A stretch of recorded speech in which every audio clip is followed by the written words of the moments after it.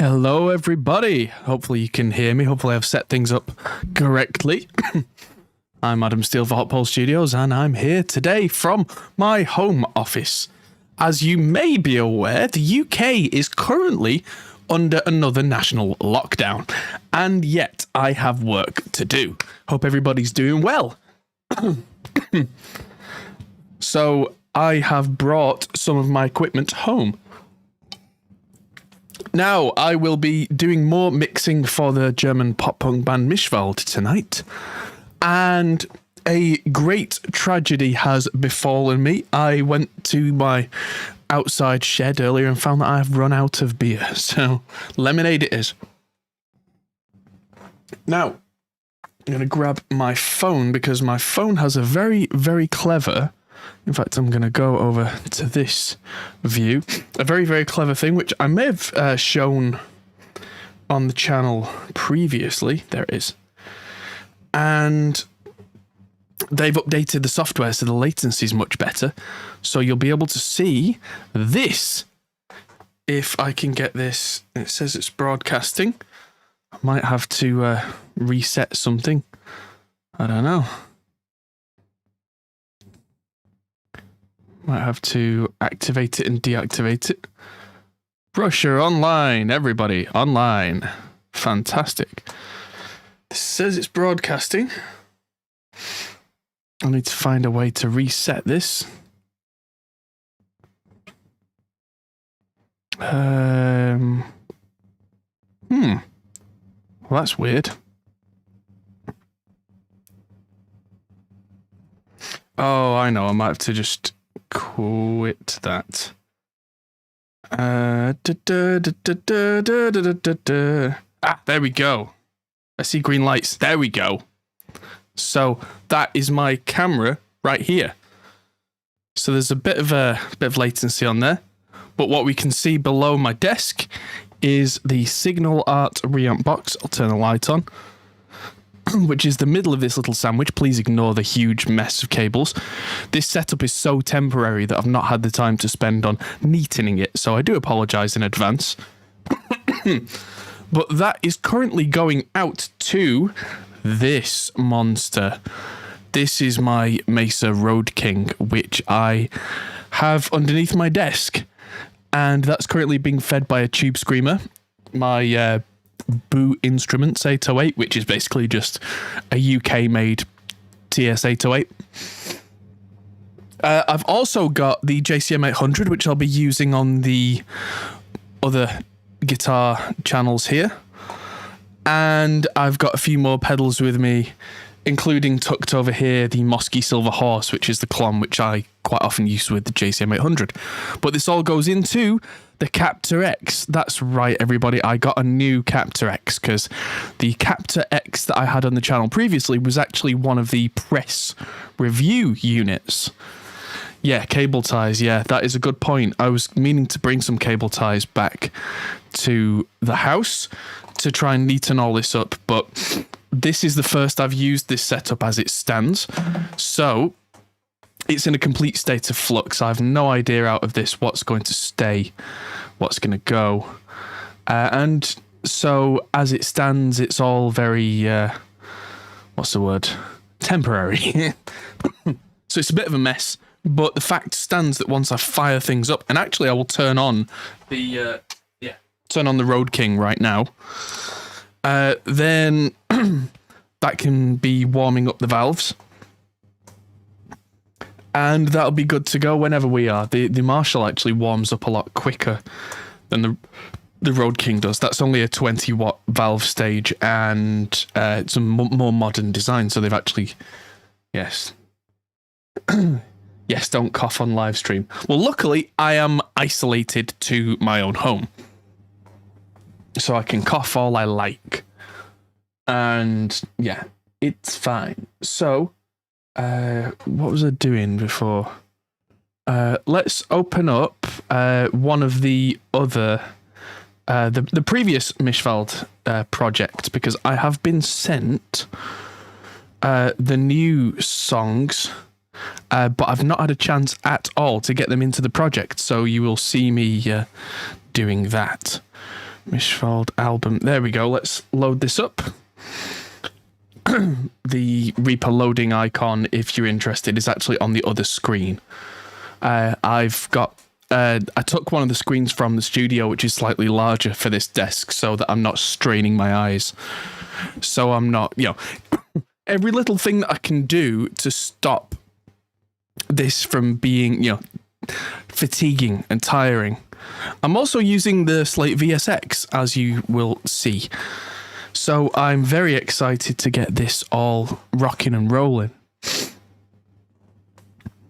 I will give these guitars a quick listen as well on the older tracks. Oh no, there's no real need because they were done using the Black Spirit 200, so it won't be the perfect reference anyway. Let's just have a listen to a little bit of Bereit. In fact, let's just listen to this track all the way through, because since the last stream we did, I got a set of mix notes from the band, and none of them were particularly large changes, but what changes we did make may amount to something. So if you're watching this as a series in order, it might it might be useful for you to listen to. And also, I did change some of the key plugins, like the output is now, I think it's, I don't know if it always was BX Master Desk with the Class A Shadow Hills compressor, but I actually compared the Class A Shadow Hills against the regular Shadow Hills, and this one won out by a mile. And so, what I do have that I didn't have last time is I have VSX from Slate. Definitely didn't have that.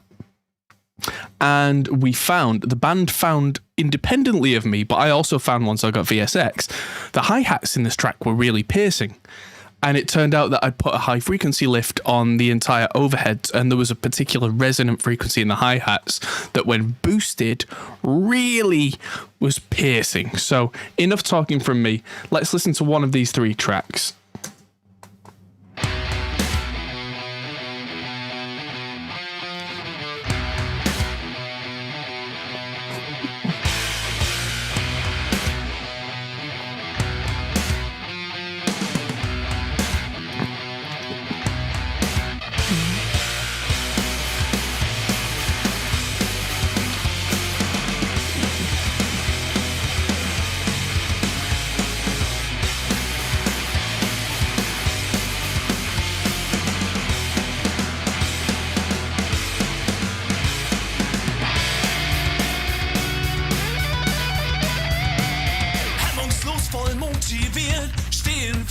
Konzentriert, heute kratzt uns gar nichts mehr. Ey, zieht euch aus und kommt mal her. Gleich ist ja auch schon Mitternacht. Wir haben uns für euch schick gemacht. Ey, jetzt ist Schluss mit Riesenstehen.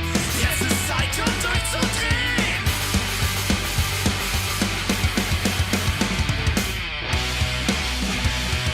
Leute, seid ihr bereit? Für 3 Minuten Zärtlichkeit. Für ein Tänzchen mit dem Nachbarmann. Hey, aufgepasst, jetzt seid ihr dran.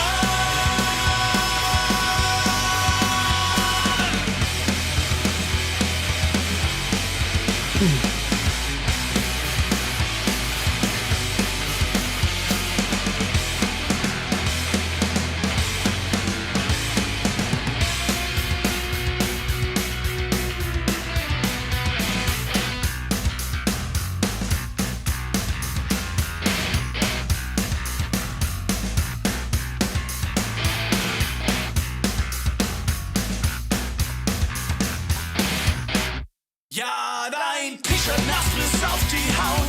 Heute wird's so richtig laut. Kippe aus, die Becher leer. Wir sagen euch, da geht noch mehr. Die Masse tobt hier durch den Saal. Gibt's kein Preis, kein Tanzpokal. Ey, scheiß auf Aussehen, scheiß auf Ehre. Werft eure Hände in die Atmosphäre.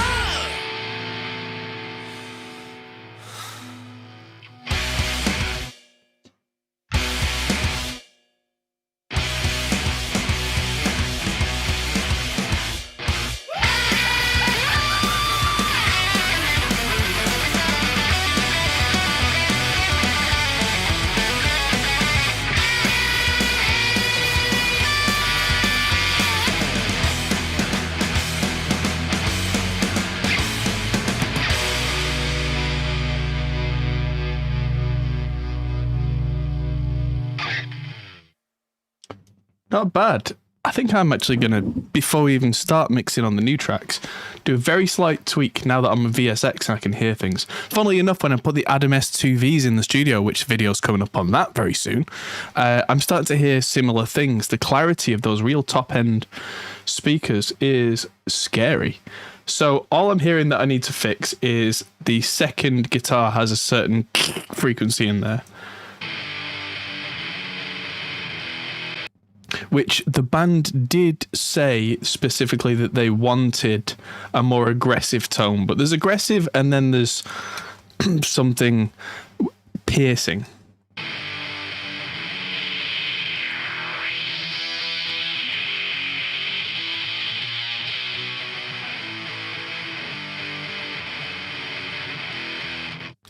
There we go. That's the guitar fixed. It was just a couple of dB at 3K that was just... And also the other thing I heard was that the hi-hats had quite a lot of low-end sloshing and were interfering with a lot of the mix. So...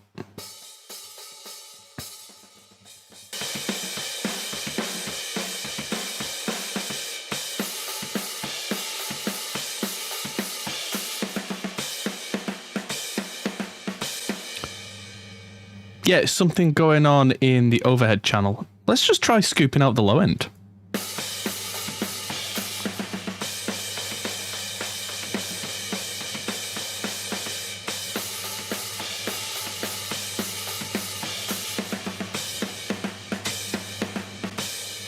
No, that's not really doing it. Let's find wherever that sloshy frequency is. Probably 400-ish.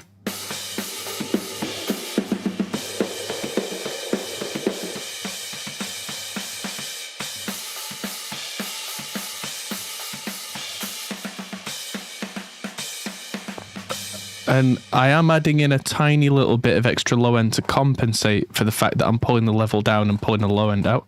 Let's see if that works in context.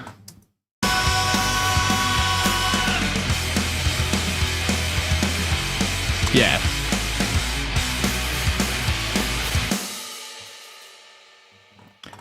There we go. Just got to reply to a message from my friend John.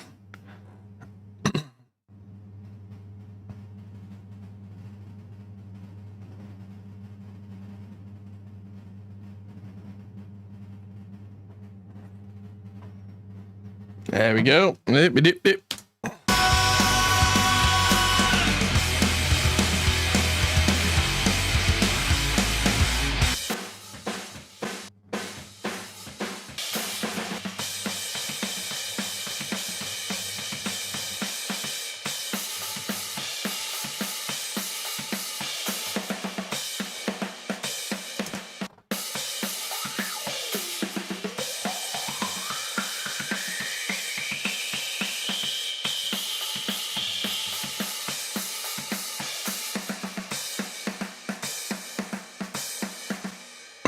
There we go. It's 3K again.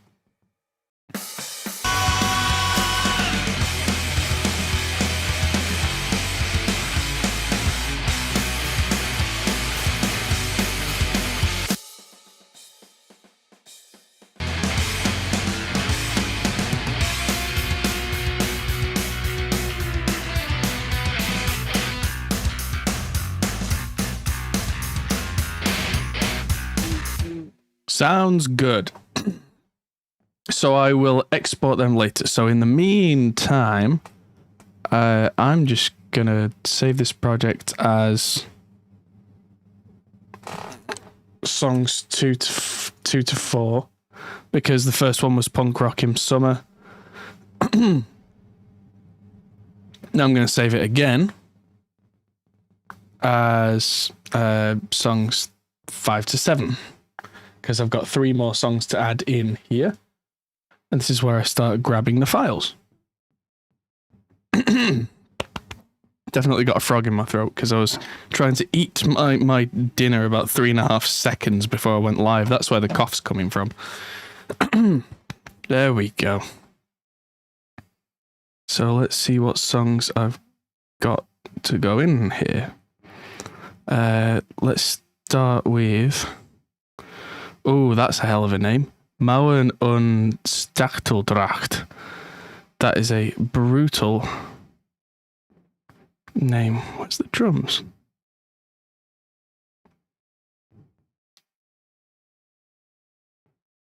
Okay, that's interesting. I don't seem to have... Oh, drum midis. There we go. Well, let's start with the drum MIDI, because that'll also set the tempo map. Make sure snap is on, so we start this at a new bar. Oh, yes. Import tempo MIDI map question. Markers as project markers, sure. There we go. It's a good thing I did that, because it's got 2 set tempos in it. Now, yes, Marty's had a very good point. I've not even mentioned at this point that we have a new set of courses out on Pro Mix Academy. So let's grab a link to that right now, because that is really cool. This is where I talk about the principles of EQ and compression and reverb. Understanding audio essentials, that's what we decided to call it. So there we go. That's now there, and that will be added to the description at some point. By some point, I mean now.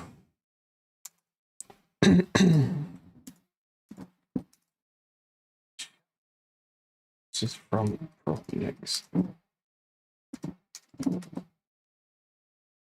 There we go. Save. That's now updated. Thank you for the nudge there, Marty. Now, this should play some drums.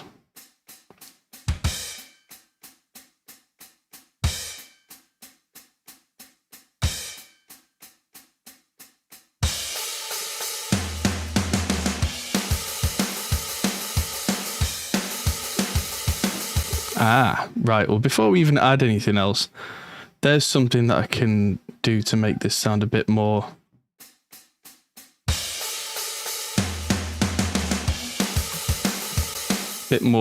human, is that humans don't play at 127 velocity all the time. So I'm going to take these down in the MIDI editor a little bit, and then I'm going to hit H for humanize.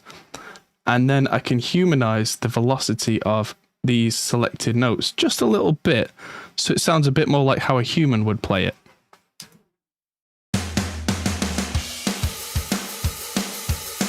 There we go.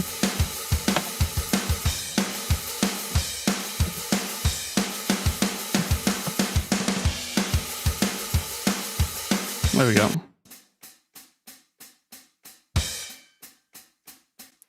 There we go, and there's a lot of crashes up there, which I'm going to do the same with. I'm just going to drag that down a tiny bit, and then H for humanize. It just gives it more on the performance. You'd be surprised how much of a difference that can make.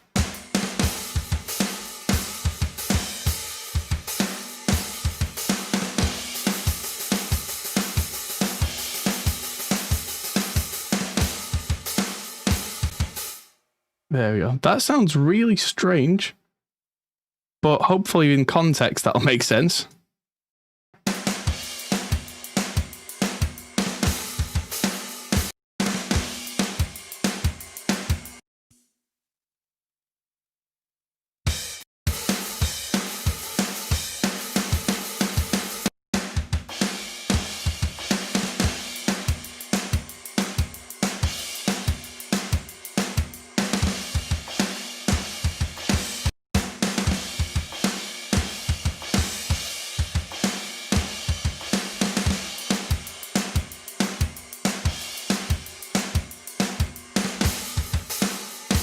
Yeah, that sounds really strange, but let's just see how that works when the rest of the song is added in. So that was this one. So I've got bass is going to go in on that 150 mark.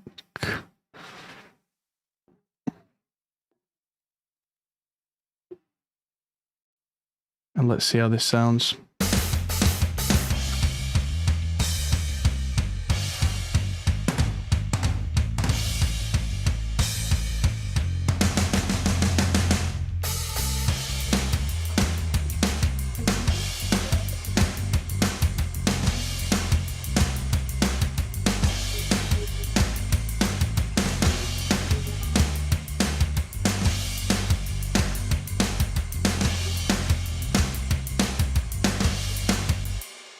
Yeah, something very strange has happened there. I'm just going to see if that's something I've done by deleting it and dropping in the drum MIDI one more time in the same place.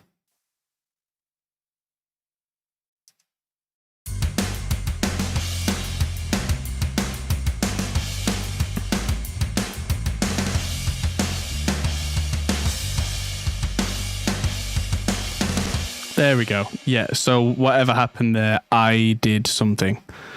So, yeah, I am going to do the same thing again with the velocities and not move anything around tempo-wise, hopefully. So I'll just move them down, humanize the velocity. The timing, you can see I'm humanizing at 0%, so I'm not moving anything.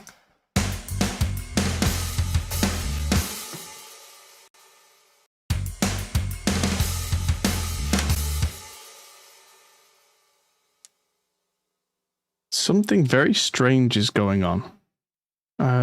If I view this as piano roll notes, oh, that could be why.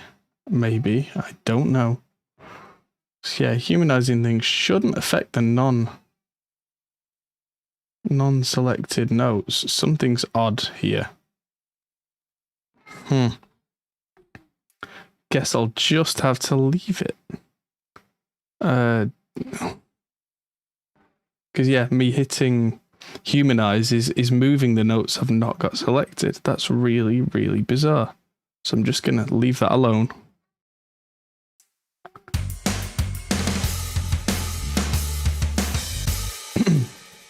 I think it was an E-kit. Oh, I must have closed my window that I was using on the other screen because I'm an idiot. Anyway, now that's sorted, we can hear that the bass and the guitar work well together. So I'm guessing there's some sort of long intro. Weird, but okay. Let's start with guitar rhythms, which go in awoo. I don't know if you can hear the little wolf in the background. Import these on separate tracks. There we go. So they seem to have gone on okay. So if I just... This is all pre-routed, by the way. If I alt-click on these to bring them through the master...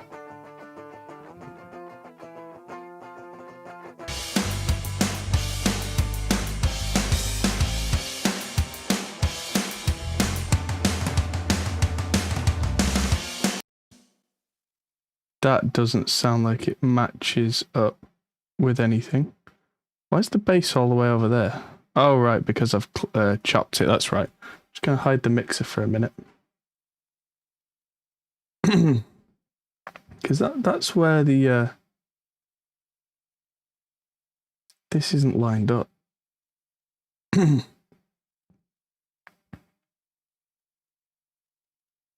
to put the bass there.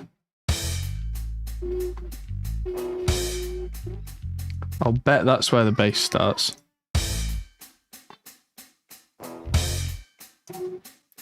Yeah. Yeah, there we go.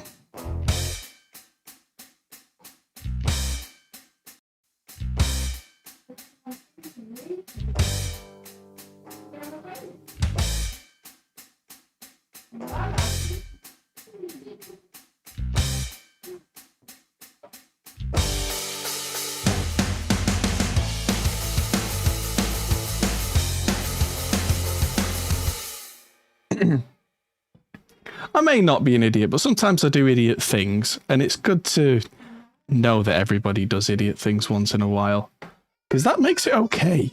Oh, there we go. Big stretch. Let's see. Let's turn off our EQs on these guitar channels. And you know what? Let's bring in Guitar 1 and Guitar 2 for this channel. And then we'll have a bit of fun, because it's getting a little bit boring so far, this stream, I will admit, with me just dropping channels in one by one, slowly and laboriously.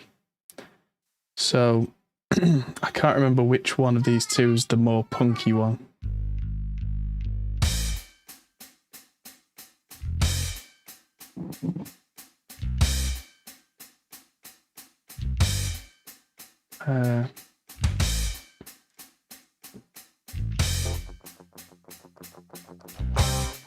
Right.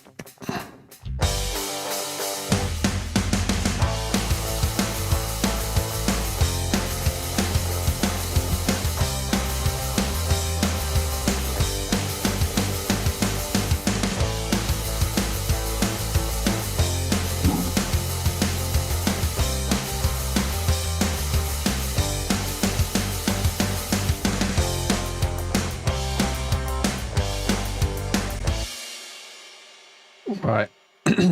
So that one seems a bit more punky, whereas this one seems a bit more...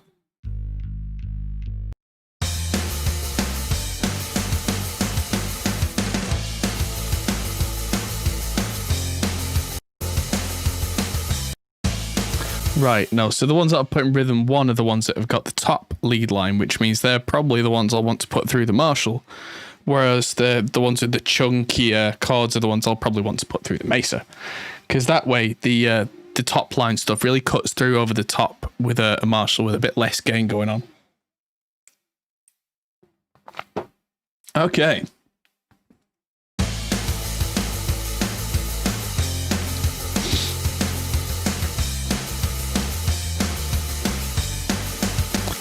Okay, so I've got guitar pick slides I need to add in somewhere, so I'll just stick them there for a second so I can see them.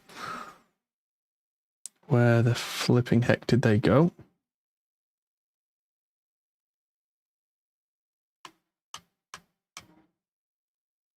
Oh, separate tracks or single track? Separate tracks. This is a bit annoying because I've got Reaper on screen 2 and it's bringing up all my notifications on screen 1. So let's have a look.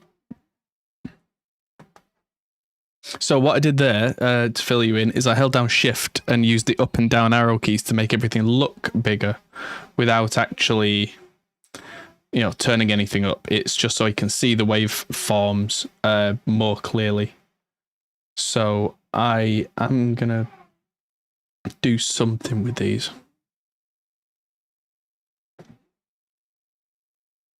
Right, what I'm going to do is I'm just going to make a lot of blank tracks. And just for now, I'm just going to start pulling in. Oh, no, I don't want to do that. There we go. I'm going to start pulling in tracks and making sure that I can see them all. So you can see them all. Hello, everybody. Welcome, welcome. Come in, come in. Class is just beginning. So I need 1, 2, 3, 4, 5 more tracks. I've got... This one's got a lot of instrumentation going on, single tracks. Okay, that's better. And like I said, I've held down Shift and up so that you can see everything better, and so can I. This is probably, looking at the number of guitars I've got going on here, and this is just one song out of 3, this is probably going to be a large session of reamping rather than the fine-tuning. Because as you all know, reamping is done in real time, which means it takes a while. So I've got clean solo.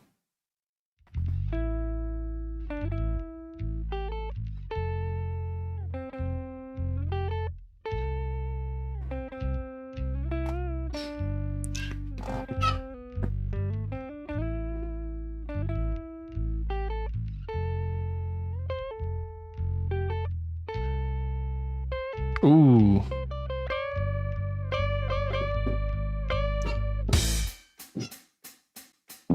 Okay, and so I've got some solos.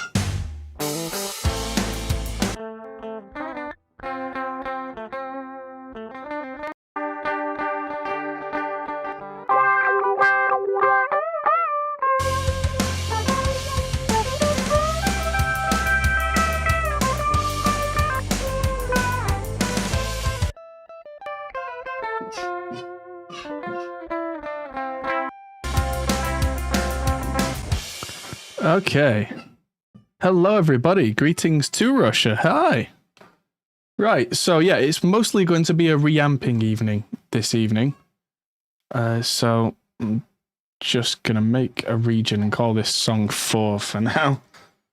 Because this one's got a really long name. I think it's actually like 2 songs in one, like an intro song and then straight into a bang kind of pop punky track. So I've got a lot going on there.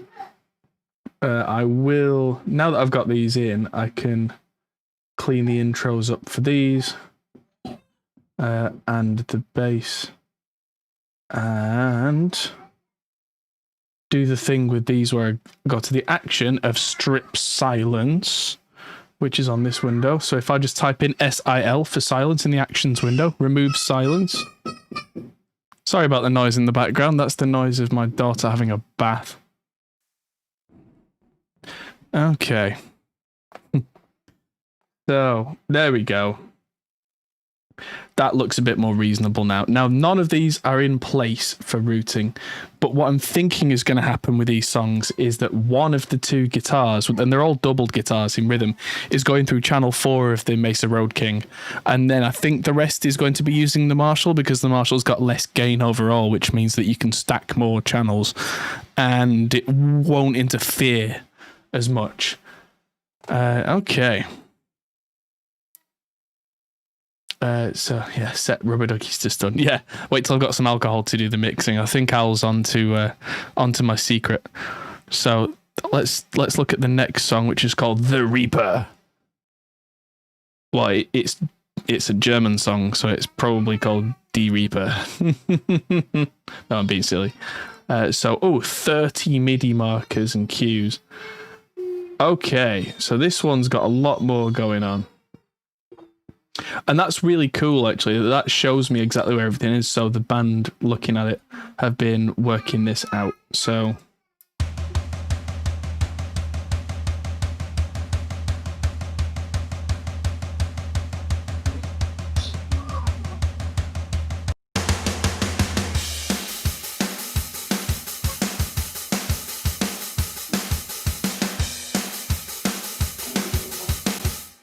okay, that sounds good. Let's get the bass in, because the bass, we have largely decided that we're using Mammoth, which is on sale right now. Mammoth is awesome because it splits everything into low end and high end, and then drives the high end.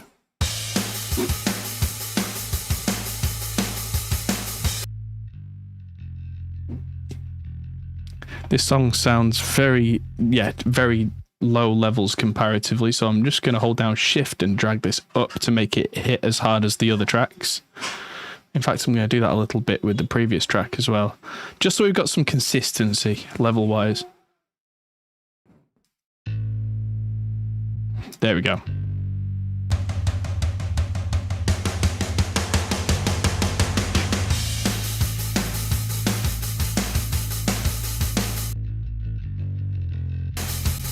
That's been played very gently. I would absolutely have smashed the bass myself, but that's a personal choice, I guess.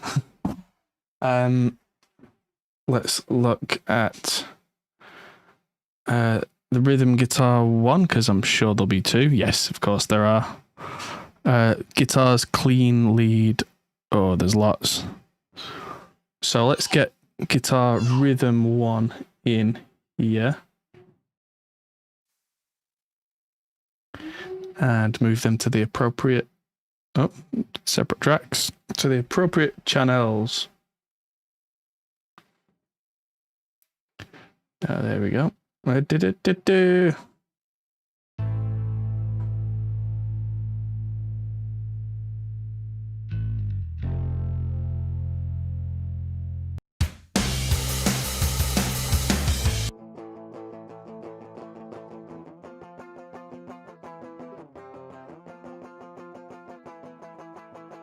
Yeah, so rhythm guitar 1 is definitely the Marshall channel, because I can hear all that pop punky top line single note stuff. So moving on. Oh, I can hear they're calling me Daddy. So, if I just bring up the mixer again and make sure I can hear.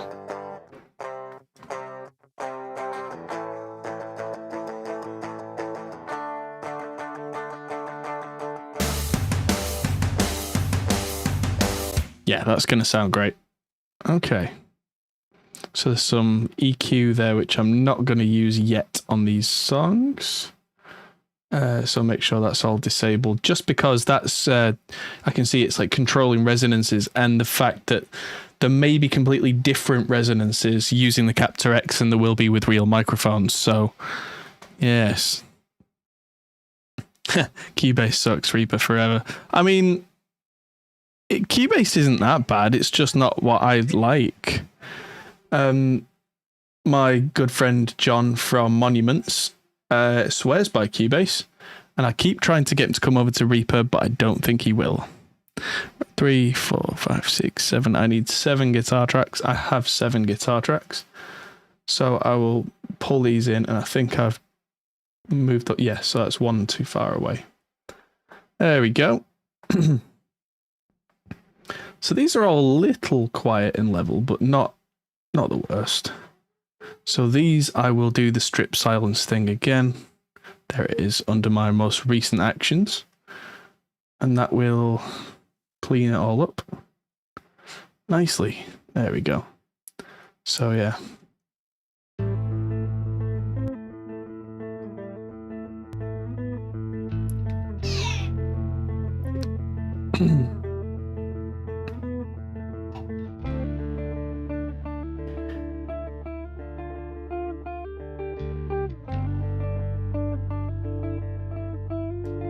Those, let's just turn the mixer off. Those will be going up on the clean guitar channel, so I'm just going to make sure that they get up to the right place without being knocked out of time.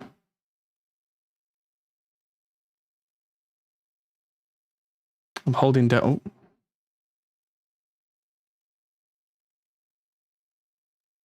Oh, there we go. Yeah, so does Scott from Chernobyl Studios. I mean, Cubase isn't bad, and honestly, if you're a songwriter, the MIDI editor in Cubase is great. But if you're a mix engineer, as I am, then honestly, Reaper's far more flexible and fast. Or like if you're the kind of composer who doesn't just do drum editing as like, you know, there are some tricks in Cubase that make it very clever. There we go. So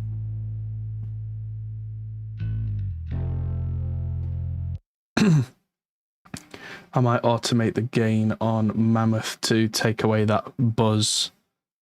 There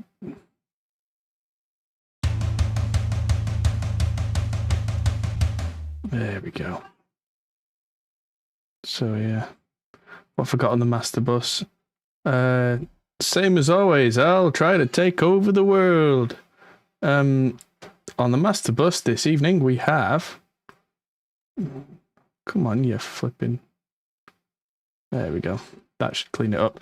We have the Shadow Hills Class A mastering compressor doing almost nothing. We have the Better Maker EQ from Plugin Alliance, which is again doing almost nothing. 2 dB here, 1 dB here if we're lucky, 28 Hertz filter, and like 2 dB of low end boost. So almost nothing. And then we've got the Master Desk as the final compressor, which is incredibly nice sounding and very simple to use.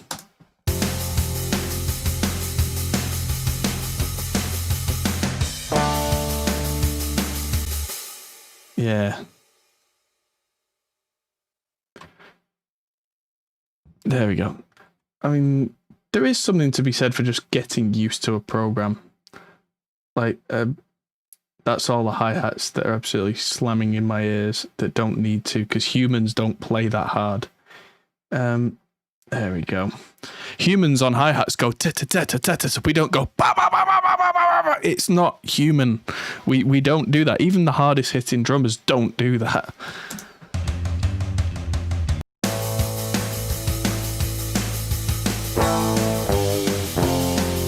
There we go. Just by turning that down a little, even though I've not even played with the velocities, it's not going in your ear now. It's going ta ta ta ta ta ta ta ta ta, because that's more like how a real drummer would play. But yes, that's what's on the master bus there. Now how are we doing? That's all the guitar parts in. What are these? Because there was guitar one lead. Let's listen to these a minute.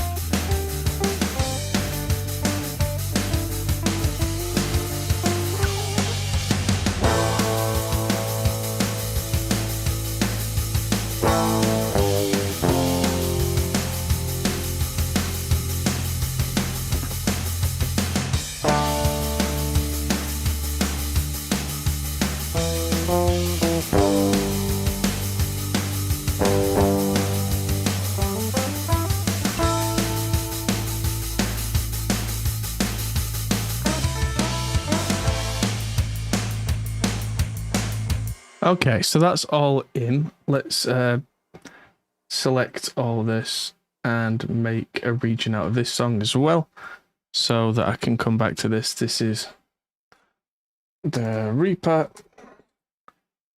and mixing the Reaper in Reaper, huh? How about that?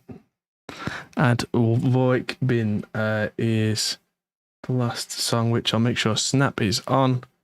So import all that. There we go. So I've got, oh wow, don't need that much MIDI, thank you. Just split that there and delete it. That can just be called drum MIDI. I don't need it to be called Punk Rock Him Song because it's not that song. And this all.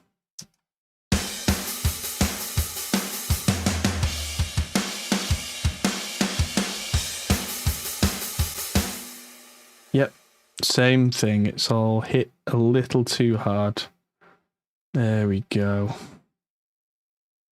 Yeah, I think this all has been done. Did I ever finish the Banana Ranch album? I don't know. You know, they wanted to come into the studio to record some trumpets and things to finish things off, and we've not been taking in people because of obvious reasons recently. So it's just kind of on hold for a while. So that one's close, but for international reasons, that's on hold for a little bit. Which is okay. Come on, there we go. And Voting Bin is much simpler in terms of arrangement, so that's good.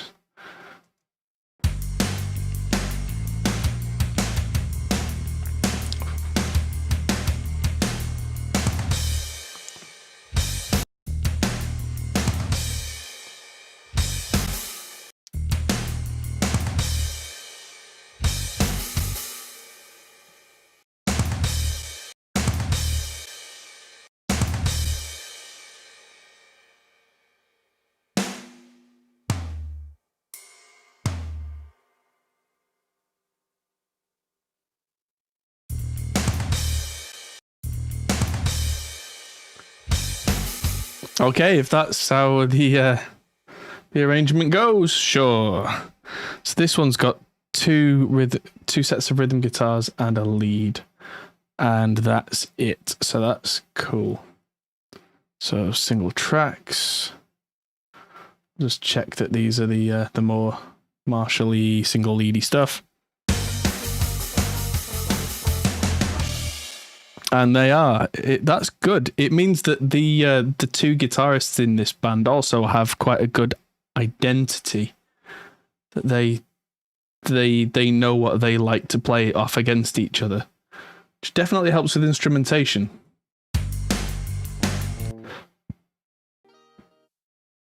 Oh. I can actually only just, but I can hear something going on there.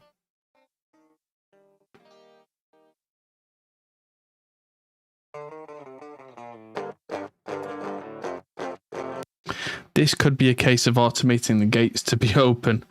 But yeah, it's a much more simple arrangement. And where's the lead guitar? I'll just drop the lead guitar in place here because I know where it's going. It's lead 1 and it's going on channel 1.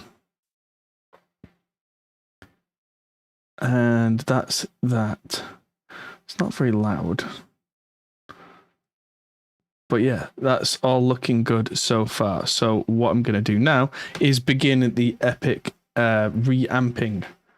So I'm going to start by completely muting rhythm guitar 1 and start with rhythm guitar 2 because that's the amp that I've had on for the last 40 minutes getting the valves warm. Not that you actually need to do that beyond about 10 minutes. It's all a bit of a muchness once the valves are operating at temperature. Then they're operating at temperature. There is literally nothing else to it. So I need to turn off these so we're not hearing it. And it was going out of channel 19. I actually need it to go out of channel 3 on the Evo. And that should... I'm going to take my earphone off.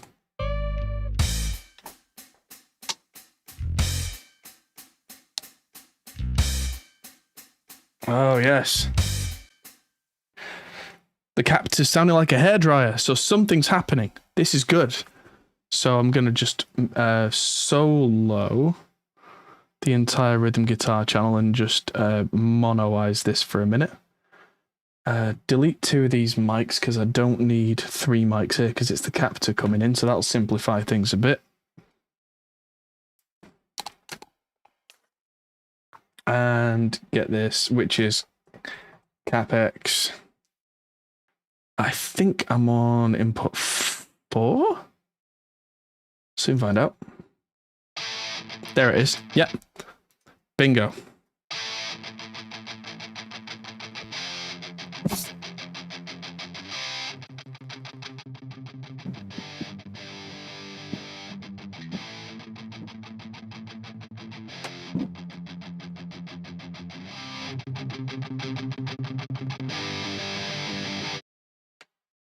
There we go. I'm just going to completely turn that gate off because it's not helping me right now.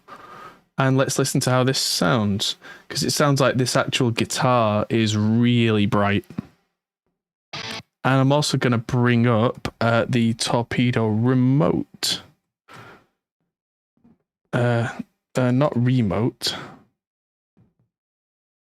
Torpedo remote. So you can see what I'm doing as I do it, because right now I'm going out of the angry reamp very loud into a tube screamer, which has its tone rolled off a little, volume quite high, gain quite low, into everybody's favorite cab, which is da da da da da da, the good old Fat Boy.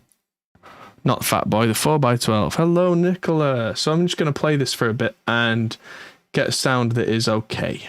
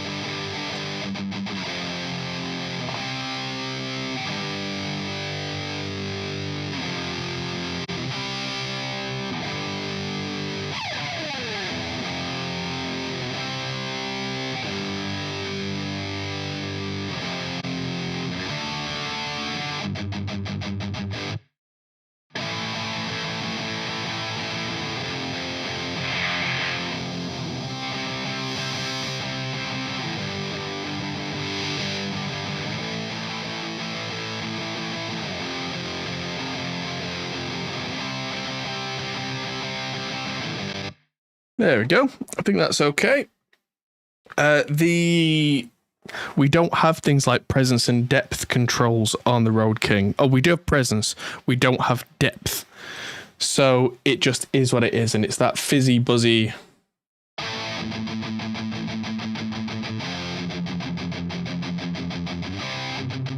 Might turn the gain up a little.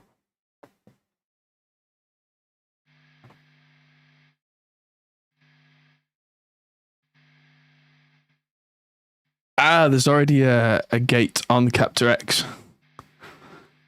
Cool. So we've got a little bit of the enhancer going on. The EQ has nothing going on. We've got a 421, which I might swap out for the ribbon just quickly to see if, because that's a much more thick sound.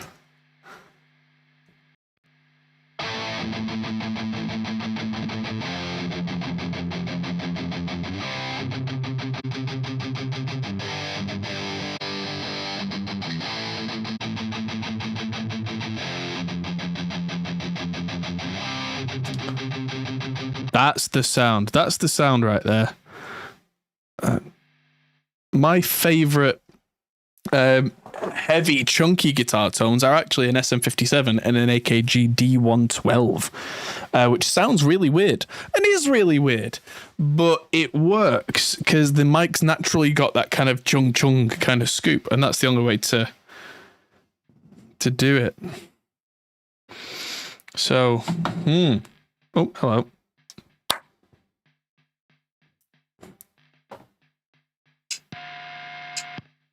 That's what happens when you turn the ground lift off. So yeah, let's get reamping these, because I think that's going to sound great. I am listening. I turned off the Better Maker EQ there, so it's not skewing my perception. So literally right now, I've got BX Master Desk, Shadow Hills Class A mastering compressor, doing almost nothing, no EQ. So let's do this with no EQ.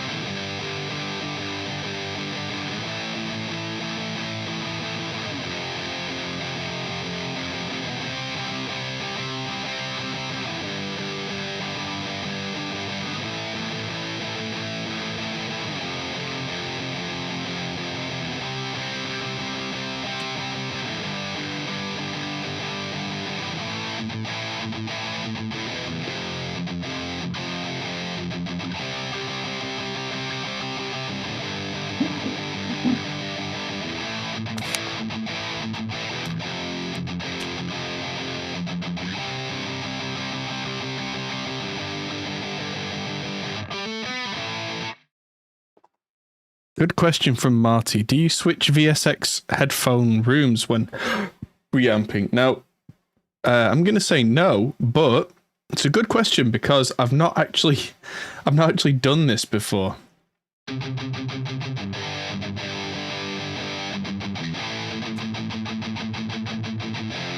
I'm going to leave it on the one that I tend to have settled on as my mix room, which is Archon Studios midfields with those nice ATC monitors there. It's really useful because it means that I can hear when things are wrong. I can hear resonances because it's in more of a 3D space. I get a better perspective. So the real proof is in the pudding right now. Because what's going to happen now is I'm going to do reamping of the other side of this, and I'm going to pan them left and right.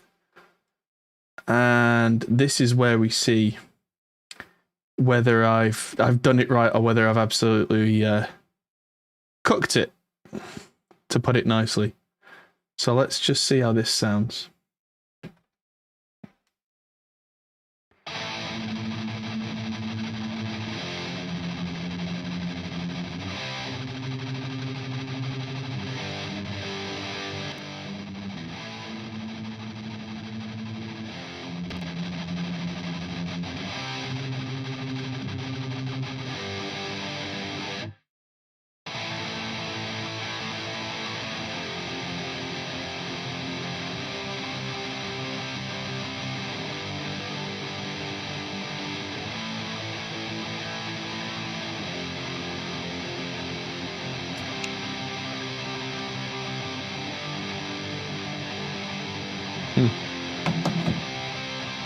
Don't worry about the mismatch on the timing there.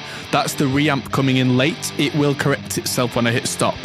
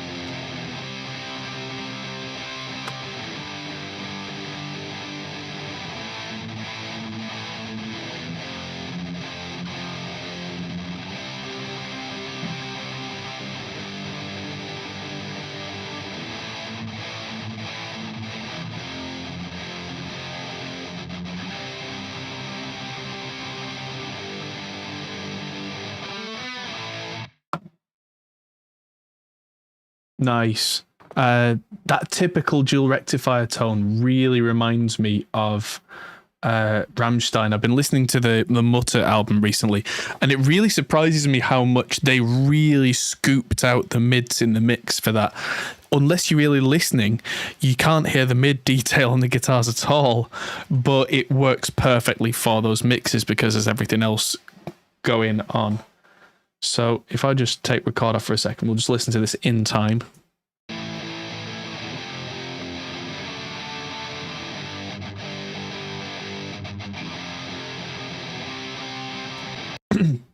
Yeah, that sounds really good. I'm not hearing any major resonances there. It's quite bright. It's quite full in the low end. It's not overly full in the mids, but then the Marshall's going to take that space over the top. So that's another thing about mixing, is if you can get tones that complement each other before you mix, makes life easier. Yeah, well, you'd be surprised how bright rectifiers can get. The treble on this is only on 7. It's on modern mode. The treble's 7-ish. And yeah, I could have chosen a darker cab for this. You know what? Now that I've said that, I might just regret my decision and go back, because now's the time. I'm going to change cabinets and see what I get.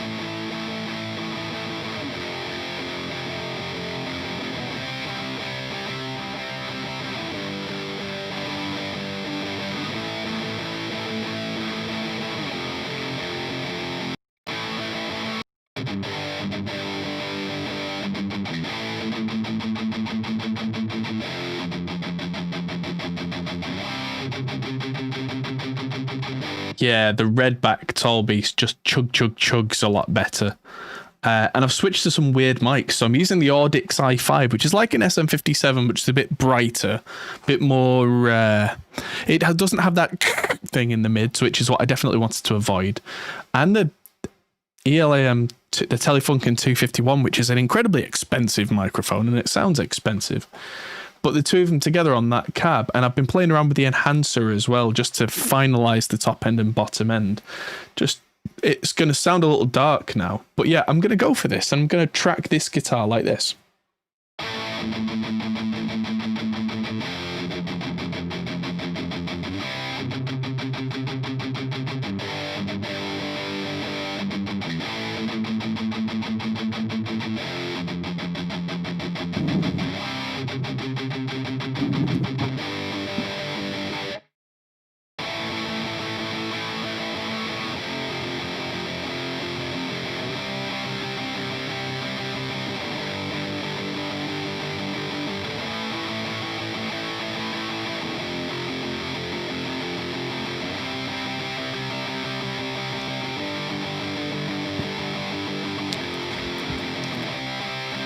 Hit the like, everybody.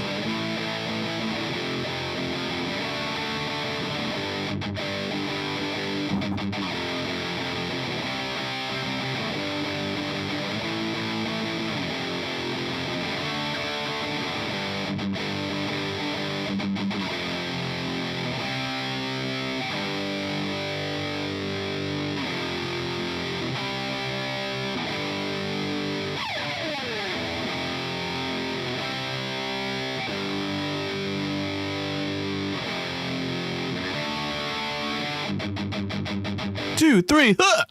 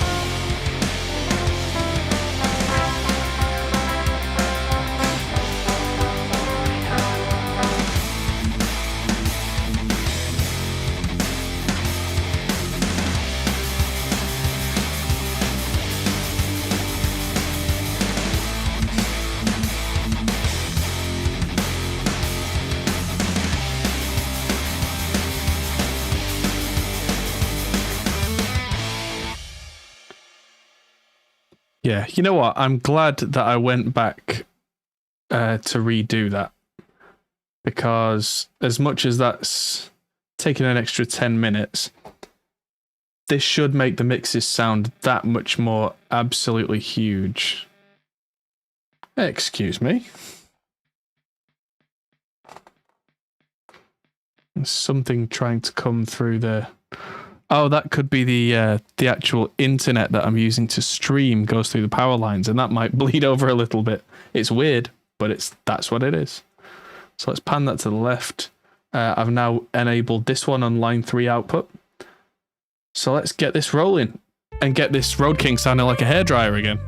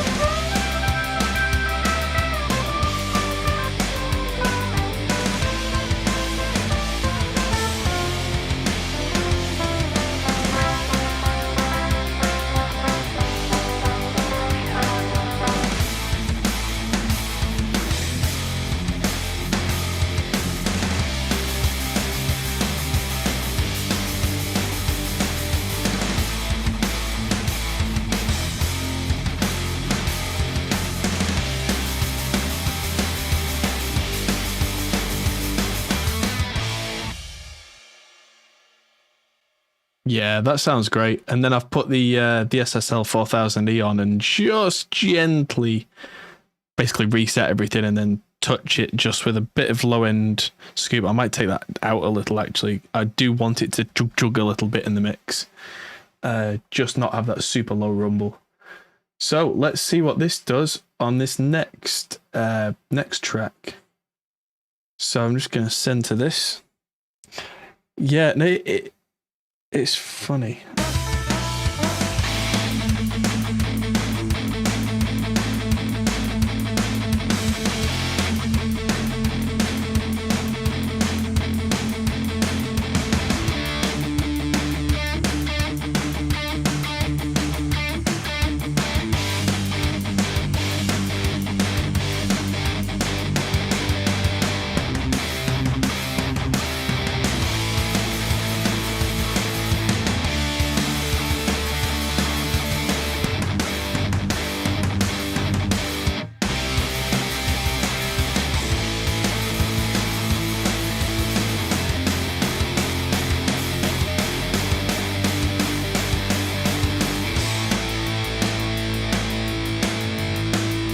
Yeah, mic positioning robots. Get yourself one of the... There's a new type of the Dynamount coming out. That's good fun.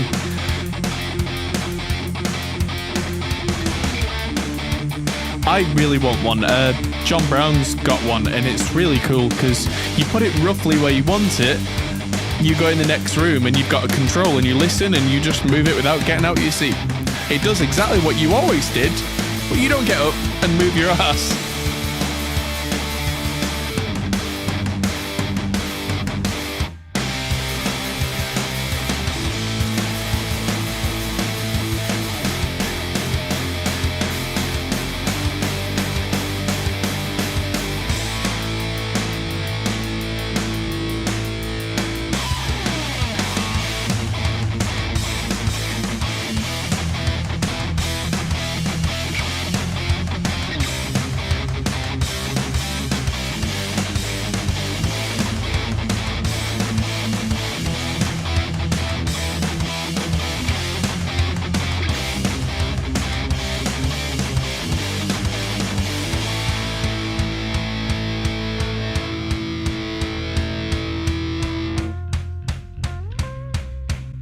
Funny, the Captor X isn't even getting warm, and I've actually got the Road King in 150 watt mode with all 6 power valves running. Shut up.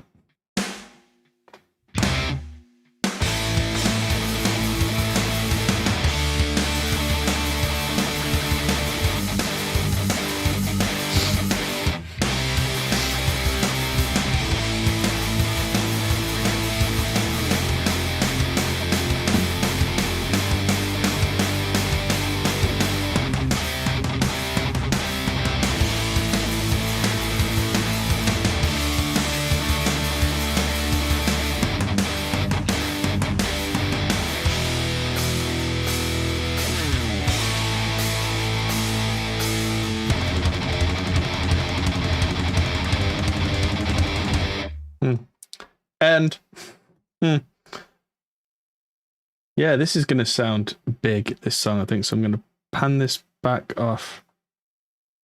Wait, why was the DI panned to the right? That's lost me 6 dB of level. I'm going to have to do that again. Ah! Ah!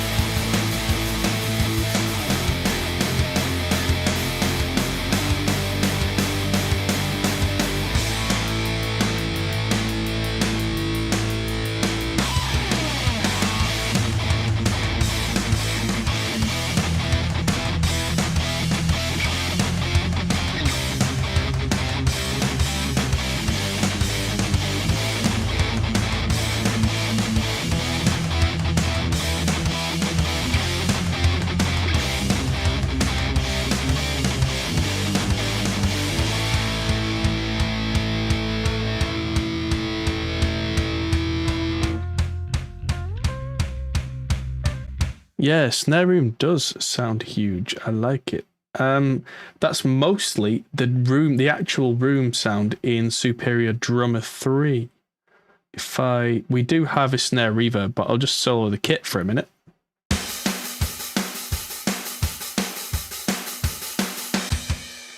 So this is the far mics.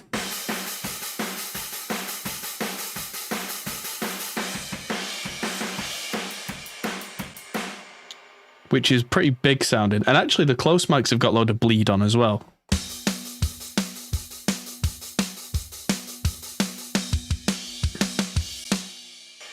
I do like to leave bleed on the drums wherever possible, because it just, for me, gives things a much more realistic kind of feel. As long as it's not like full bleed, so it's just killing everything. There are reasonable limits, you know. So let's get back to this and do the out of time shuffle one more time. Make sure the correct one is on.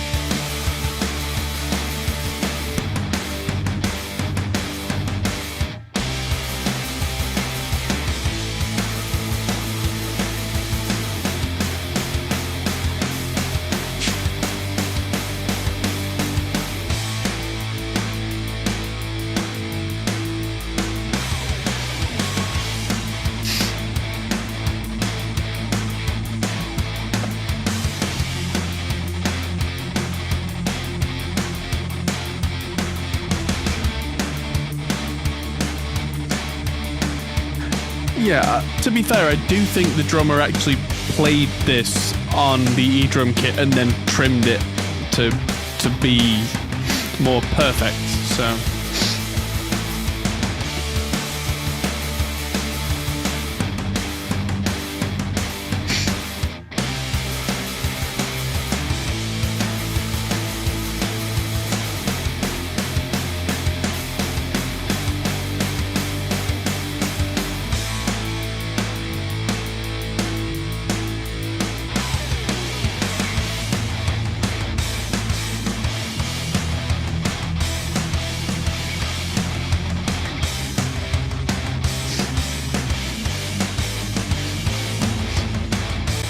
There we go. I think I'll go back a bit. I hit the start button there, and bringing up the start menu for some reason made the whole thing have a fit.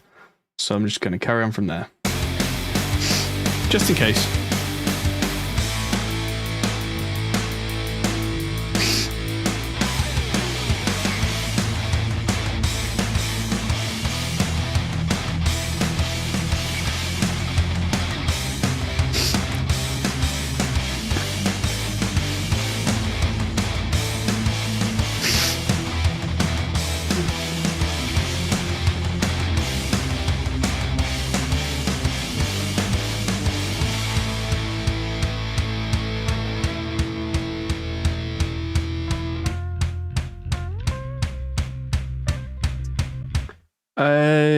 Right, so I'm using USB over XLR on this mic.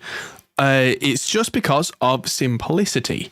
In this setup, I've got the Evo 8 from Audion, which is brilliant, absolutely brilliant, and you're hearing it in action right now. But if I was to use XLR out of this mic, that would take up one of those channels. Then I would need a compressor, then I would need the EQ, then I would need all the other stuff. This has a compressor inbuilt, limiter inbuilt, EQ inbuilt. And for this, it sounds great. So I've just routed it as its own input into OBS. There is actually an app for it, which I've got it on auto, just far mode, which makes it sound a little, what's the word? A little fuller. And then that's it. Done. Leave it alone. And then that's now an OBS source, and that can do its thing. And it sounds great. So, you know, move on. You can get great sounds out of the XLR if you've got the time and the processing to do that. And in the studio, I did do that in my video, but for this setup, it made more sense to do it this way. I actually started with it on XLR and then switched and thought, this sounds great, carry on.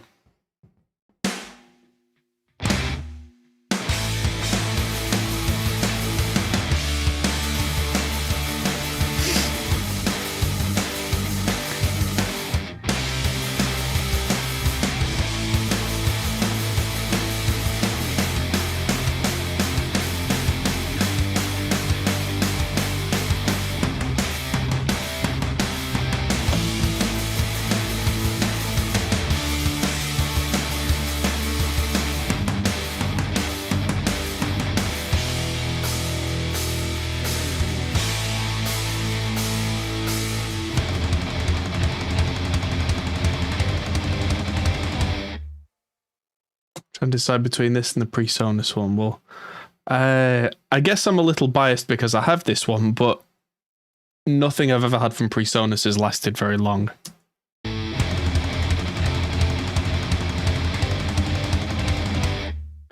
All right, I'd say that's done. Let's move on. This one's going to be interesting because some very low gain parts in this. Let's just add a region for this last one because I didn't do that earlier. It's called Voigbin.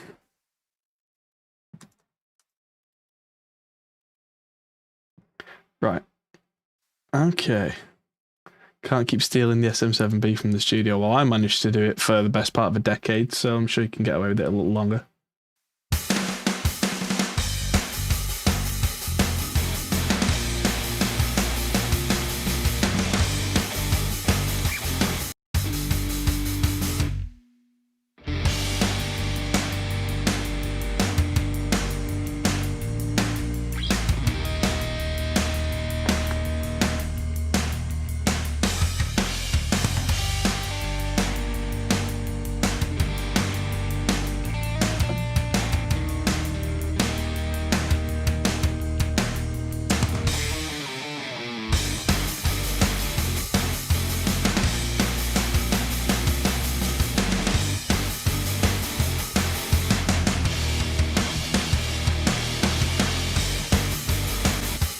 Right, okay, so...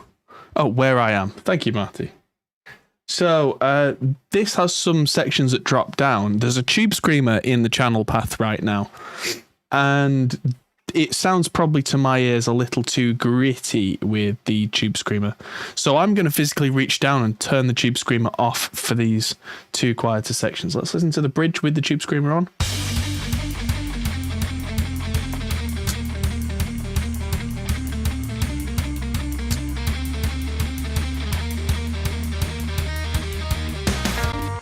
Yep, so it wants the tube screamer on there, so it's just the two sections here.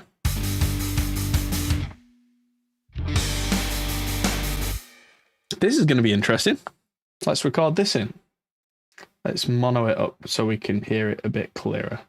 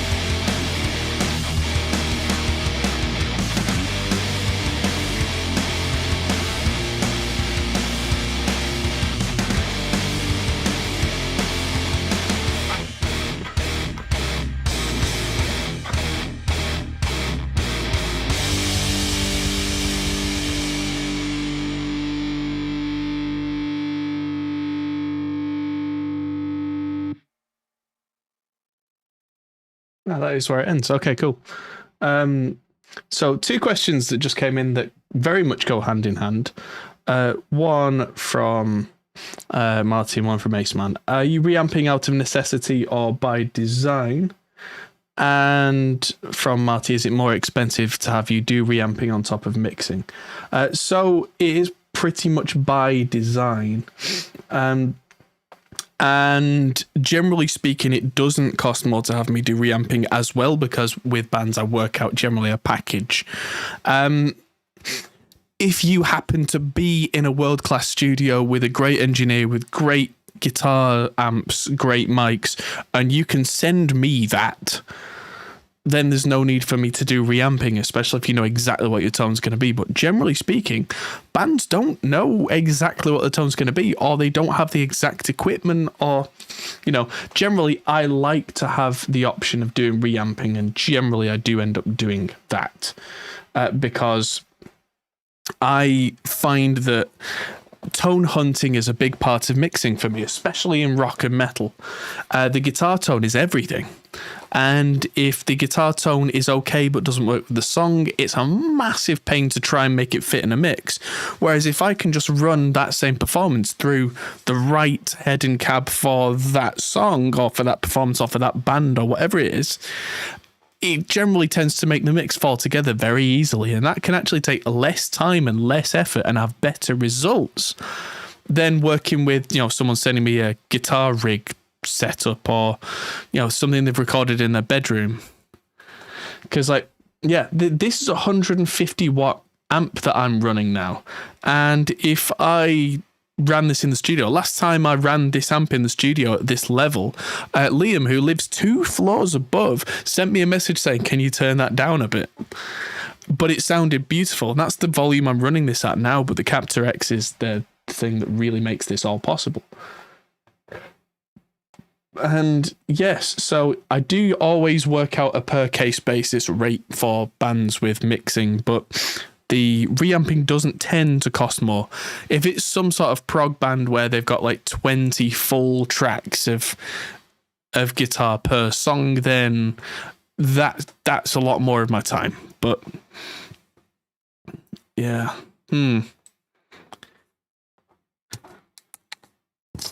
Also, yeah, Aceman, genuinely, if you're only looking at getting an SM7B for podcasting, don't get one of these. They're cheaper and they are genuinely better for that specific thing. That's what I think. They don't necessarily sound better on guitar cabs or hi-hats, but if you're going to use it specifically for podcasting, these are great. So, yeah, that's my opinion on that.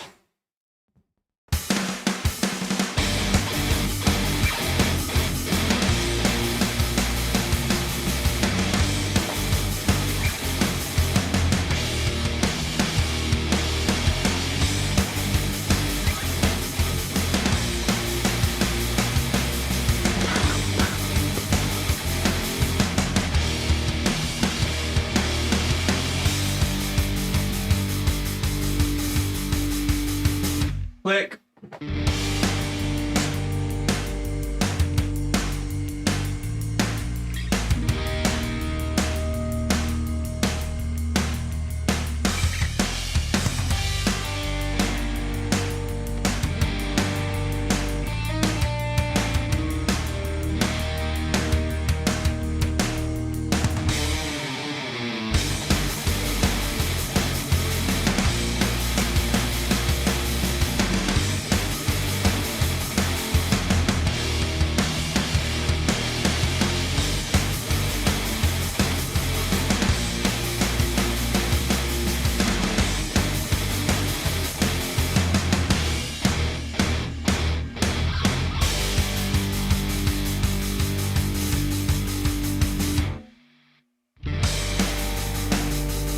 Nearly didn't get that. Ooh.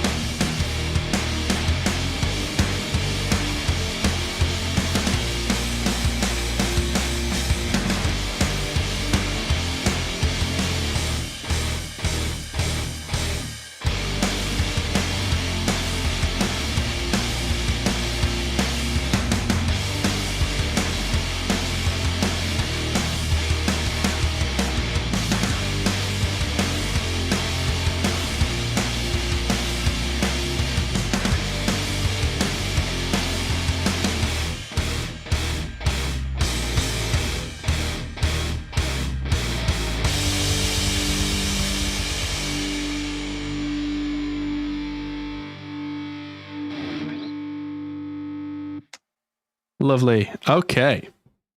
So that is all the channels for these 3 songs. For the Road King, for the rhythm. Slave to the rhythm. So I'm going to turn that record off. Turn standby on the Road King. Let that just fade away for a second. And then we'll start getting some more Marshall-esque tones. And we're going to do a very similar thing. I'm going to mute rhythm guitar 2 and bring the other one online. And so open up the mixer. That's the next thing I'm going to do. Turn the Road King off completely and switch the speaker leads in the back of the captor.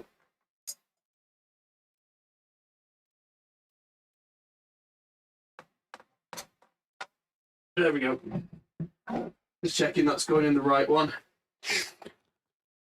I plugged the cable into the back of the Road King last night to test it, and it came out ever so slightly, so it wasn't connected. And so when I was playing chords through it, the tubes were actually fizzing and popping, which is never ideal. It happened for about 4 seconds, so it was enough to worry me but not actually damage anything. And yes, cautionary tale, everybody. Oh, that pop and when the camera went dark was when I turned on the Marshall. Grounding, yeah. So next thing I'm going to do, and I'll show you in a second, is pull out the tube screamer. I'm not a big fan of a tube screamer in front of, there we go, in front of a Marshall. I much prefer a clon, because the clon retains the bottom end and the Marshall needs it more. The Marshall needs a bit more low end passing through for that chug chug. Oh, blue, bright light. Right, okay, so this is not going to sound like the right cabinet, and that's fine. But let's start with everything at 12 o'clock and the clone off. There we go. I'll show you a shot of that in a bit if I can. Do I find mixes take a lot longer when streaming? Honestly, not really, because whenever I'm working with a band and the band are actually in the room, that takes longer because you have to stop and actually babysit them all the time. No offense, bands, but you do take more time and effort. So let's get these up to minus 4.47. And actually, I genuinely find that I probably get as much work done, if not more, because being on stream gives me the impetus and the kick up the backside, so to speak, to get it all done.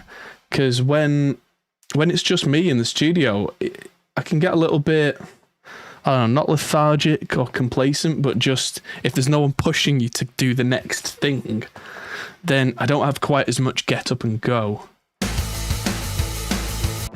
Right, okay, so these I need to not be going out the master, so that's an alt and click on the routing. Get rid of the channel 19 send and add in a line 3 send. Let's see how this sounds.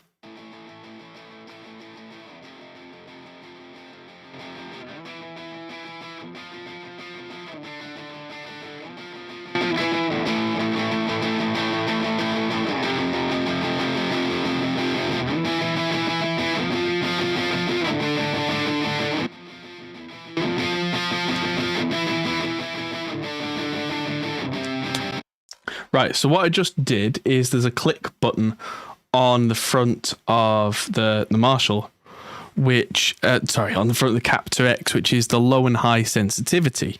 This is only a 20 watt output on this amp, and I want to push the amp quite hard, but I don't want to clip the captor. So I've put it on low, whichever one, I think it's high sensitivity now, so the input's significantly louder. So let's just play it back a bit.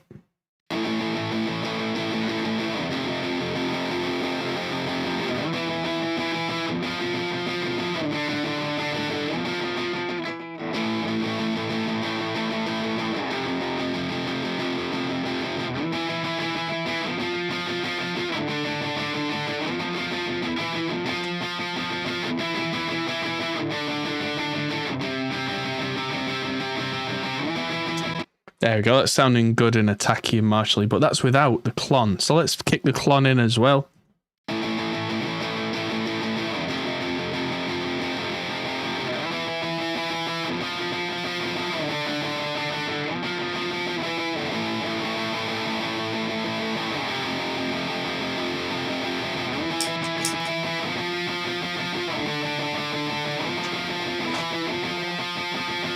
There we go. The clon has really put the hair on that now.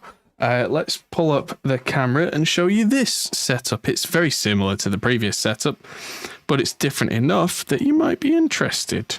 So let's get some lights on, camera on, connectionings. Come on, you can do it. Typical flipping.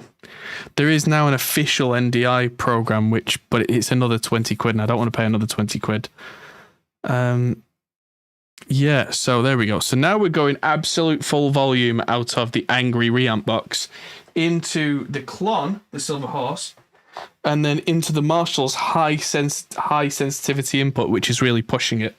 And the controls are as follows. There we go. The presence is quite low, which is quite typical on a Marshall, because the Marshalls, they don't really need that extra presence because they've got quite a lot of treble going. So let's change the cabinet now that we've done the actual general amp tone, and we might need to tweak the tone a little further.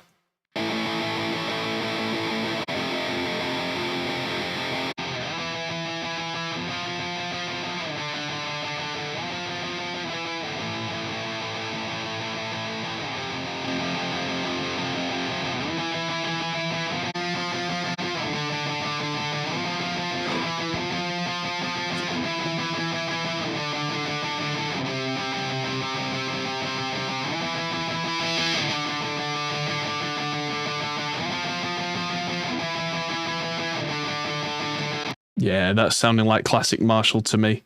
So that is the classic rock and roll sound. A Marshall SM57 421. 421's directly on, the 57's a little further out towards the edge of the cap. There's this thickness control which just brings that low end back in if the amp doesn't have it, and this being the 20 watt doesn't quite have it. Oh, good idea, Ace Man. Yeah, get the interns that course. I mean, yes, I'm biased, but I actually tell them, like, here's the difference between an EVQ, an SSL EQ, an API EQ, a vintage, passive EQ. Here's what they all do. Compressors, I'll talk about vintage compressors, multiband compression, parallel compression, phase problems with EQ. I'll talk about sculpting different reverbs. There's all sorts of very deep stuff that starts simple and gets not simple quick. So you can go as far as you want to go with it, but it's, if you want those deep understandings, I mean, it would have saved me years, really. But no, I had to do it the hard way. But I don't know, there's a lot to be said for the hard way, but at the same time, most of what I know is just by putting the hours in. If I had known more things more soon, I would still have put as many hours in, but I probably would have been better earlier on. It's amusing from me.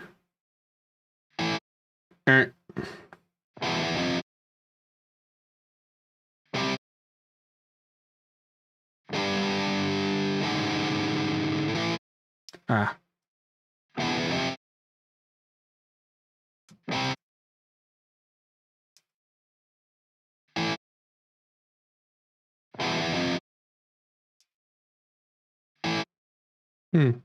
Oh, the gate's still on there, right. So I'm preferring the gate. Come on, 50 dB. Oh no, gate's off, that's why. It's quite a high gate, but that's because Marshalls typically, because they have less gain stages, they do tend to give you a bit more hiss, even in a perfect system, because you're expecting more of each gain stage. Which is one of the reasons why the cascading gain stages were designed and why Randy from Mesa made that. But yeah, let's try that now. Bam.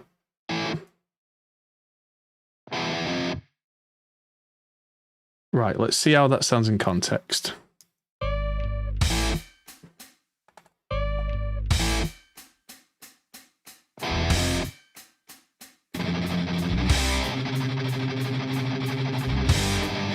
Oh, oops. No, still sending the old ones out of line 3. That's going to screw the whole thing.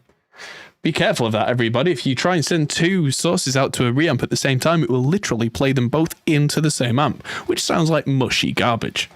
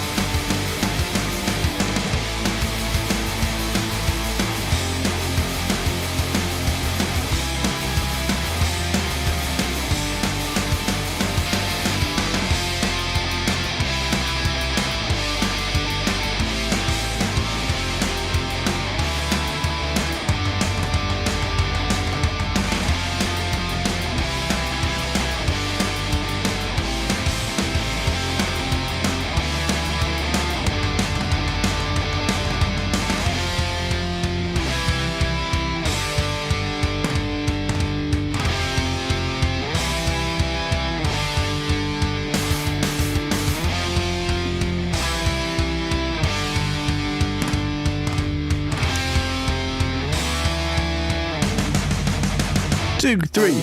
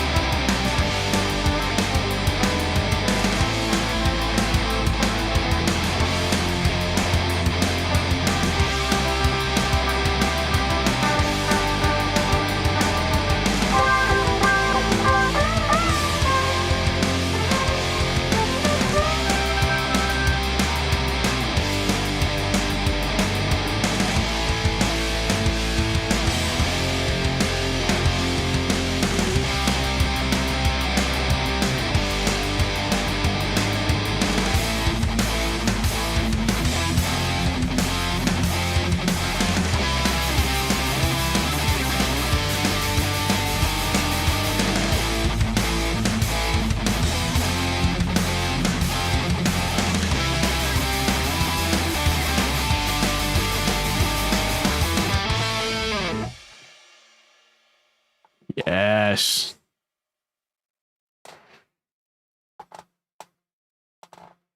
There we go. Lovely. So I just need to do that now. Pan that on, hear it in its full stereo glory. So you'll have seen that I was bringing in the SSL 4000E series there and just basically zeroing it again on this channel. Pushing the gain a little bit. It was actually routed through to 4 channels on this track, which is not necessary. So I've made that down to 2 channels, which is also slightly better for the CPU. And just there's a little bit of shelving above what's now 13K and 85 hertz just to stop the wub wub and the from taking over. To use a technical term, expander's just being used like a gentle noise gate, not really doing much. And the range is just how far it dips things down by. And the compressor, I do like to compress using the SSL compressor heavy guitars by the tiniest fraction. And you'll see when it goes absolutely bananas that the 3 dB lights here are just lighting up a little bit. And it's not much. It's not much at all. But it's enough. It's enough that it just holds the guitars in that place, just so that when you're doing jug, jug, jug, jug, it doesn't suddenly rocket through. You feel it, but it doesn't just kill you. So let's try this in stereo. So I need this to be Captor X from input 4, not 17, because I don't have 17 inputs. Let's see how this sounds. Slightly out of time, but here we go, nonetheless.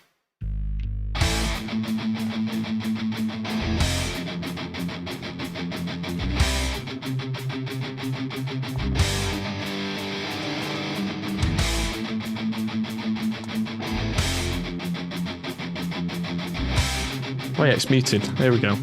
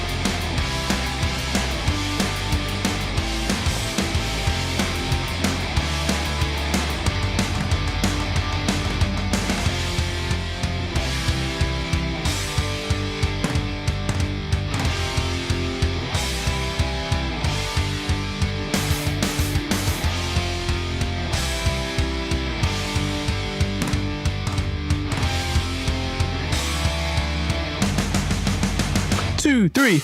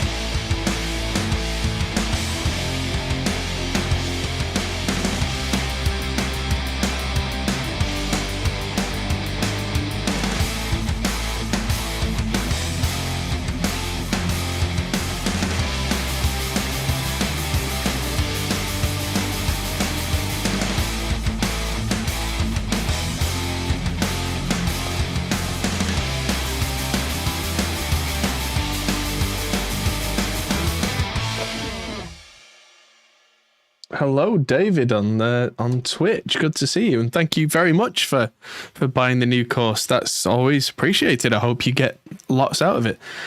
So Aceman says, yeah, me and others still liking the slate cans. Yes, I really like them. The thing that you have to keep in mind about them is they are not headphones. They are an all-in-one monitoring system. If you see it that way, it's a different proposition. Shut up, you. That sounds like my phone interfering with the amp. Yeah, they're an all-in-one monitoring system. And if you see it that way, I'm just going to turn record off for a second. If you think about it like that, for me, especially being stuck in this room on lockdowns and that kind of thing, mixing jobs where I can reliably do this without having to be exactly in the hotspot in one room in the entire of the world frees me. And it frees me to have that accurate enough feel. So yeah, that's the thing. I mean, yes, headphones don't last in a studio. Don't keep these in the studio. Keep them away, precious, in a box that no one else can touch apart from you. Take them home. Use them as your home monitoring system. That's the other thing, is that I have two practically identical systems. I have the studio setup, which has lots more ins and outs, of course, because of the studio. But then I have my machine here, where aside from the ins and outs, the plugins are the same, the software is the same. I can open the same project, so I can carry on outside of the studio, and these allow me much more consistent monitoring accuracy. I always got by with the Sennheiser 650s, but that's the thing. No, you can't do the same thing with headphones and Sonarworks, because headphones and Sonarworks makes for flat headphones. It does not do this. It doesn't put you in a binaural room. It doesn't put you in a space that gives you perspective. It doesn't flick you back to the 650 sound, or to a true linear sound, or to sitting in the car, or to being in front of a big mixing console, or any of these. The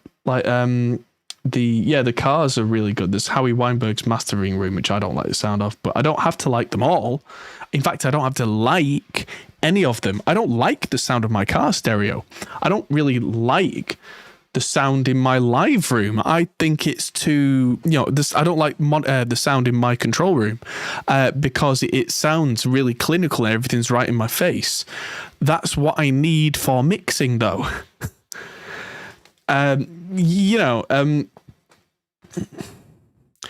It's a very different thing. I mean, I was fully prepared to not get this, to not jive with it.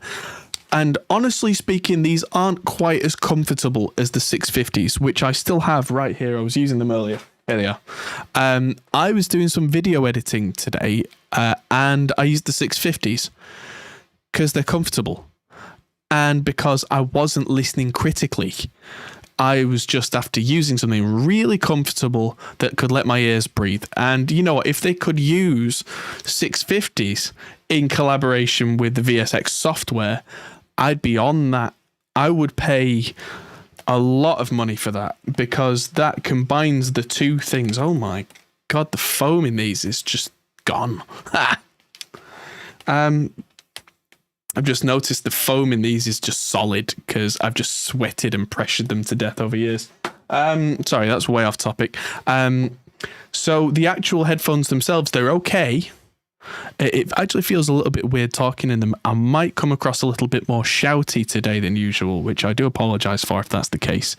I'm wearing closed back headphones and can't hear myself because I'm not direct monitoring. That was the benefit actually of using the Evo with the XLR, is that I could hear myself in real time, whereas there's a slight delay doing this, and that's not ideal.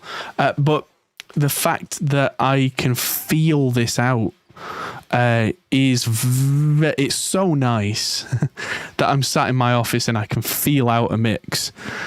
Yes, I can do that in the studio. I've just got Adam S2Vs in the studio with 2 subwoofers, and it's wonderful. But I can't be there all the time because I have a young family and I live a distance away from the studio. I like being there, and I've spent a lot of time on it, but quite often I just can't be there. Ishan Kunwa, sorry to disappoint, but I've literally just been talking about the VSX for the last 5 minutes. So if you've just joined in live, you might actually be able to rewind. So if you can rewind 5 minutes, I'll see you soon. Memory foam with Alzheimer's. Oh dear. That's a terrible joke. I am smiling though. Anyway, let's move on with these. Let's just listen through this a little bit so that I know that the Marshall and the Mesa are gelling well.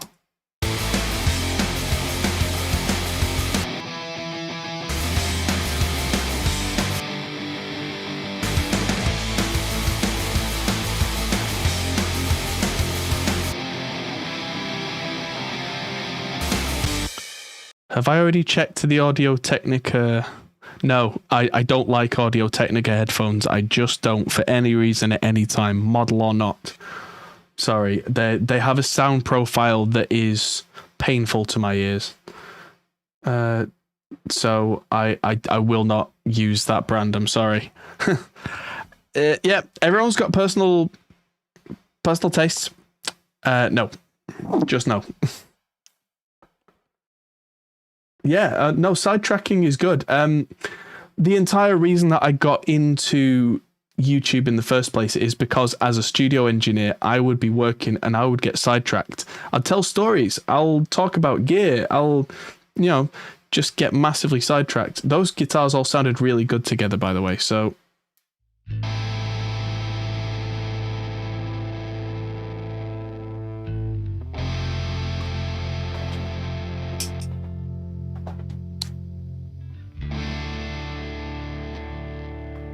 These might sound better without the clon.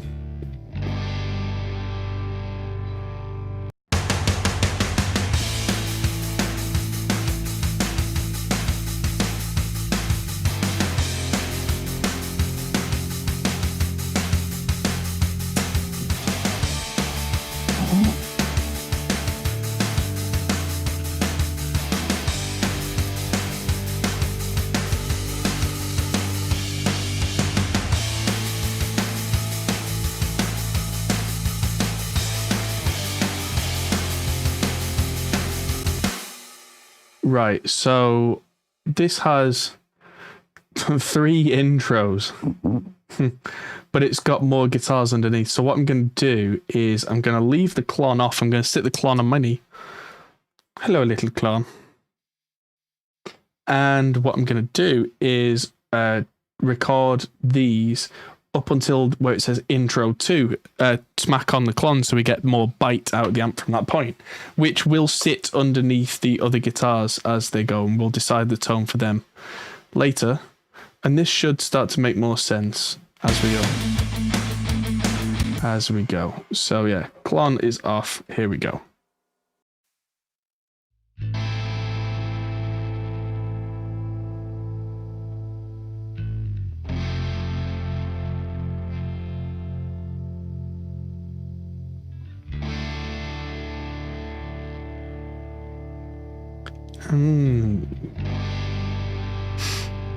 I know. Oh, so it's twice round, so I don't want to...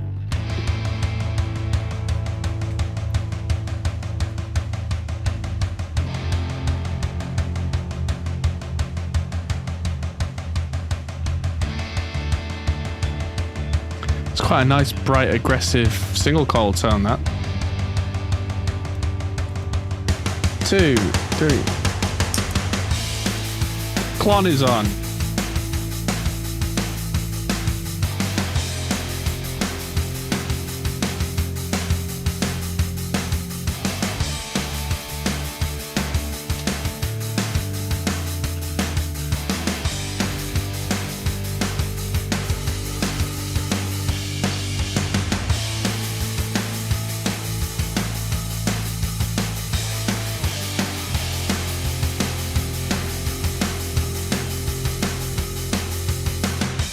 Hello, Luke, in Facebook chat. How you doing?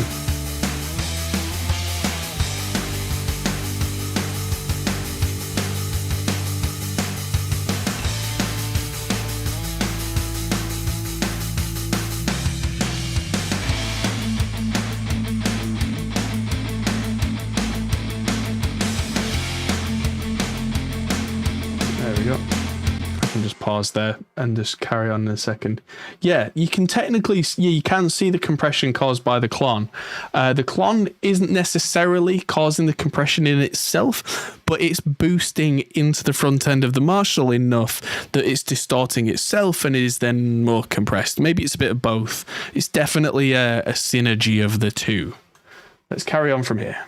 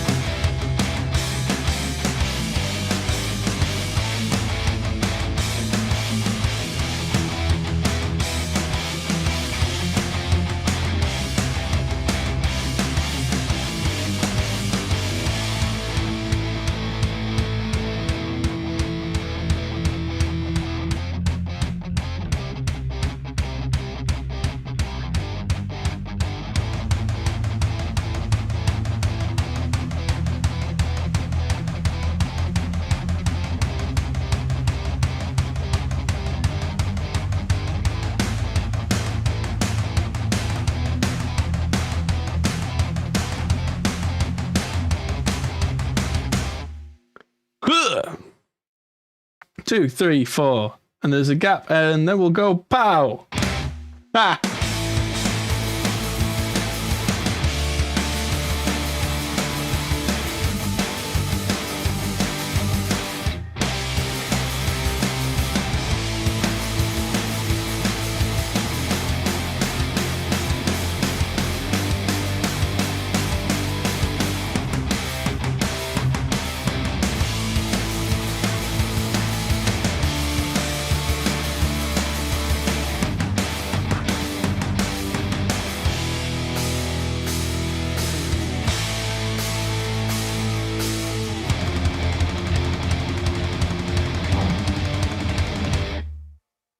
And cool.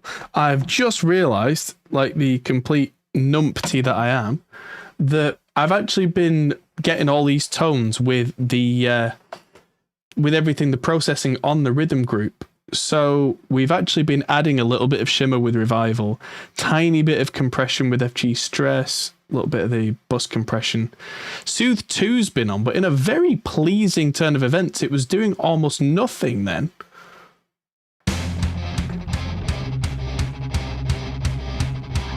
Oh, that's because we're doubling that thing up. That's horrible. Oh, have I just... Yeah, I've just been exporting the right-hand side. Oops, I will move all that down there then. That's fine. And we've also got BX Console N, which had quite a bit of a mid-scoop there.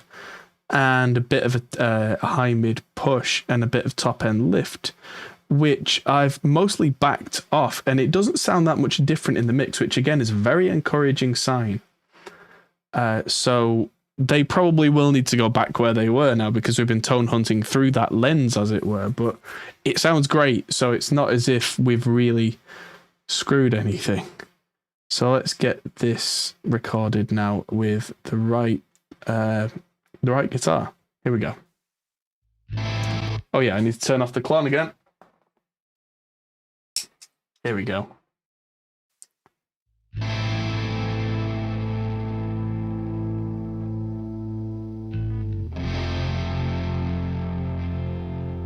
Hear those guitars rattle.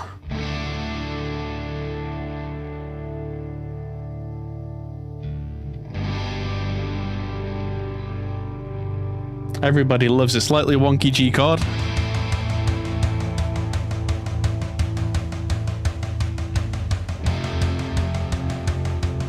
Sounds so organic though, so good.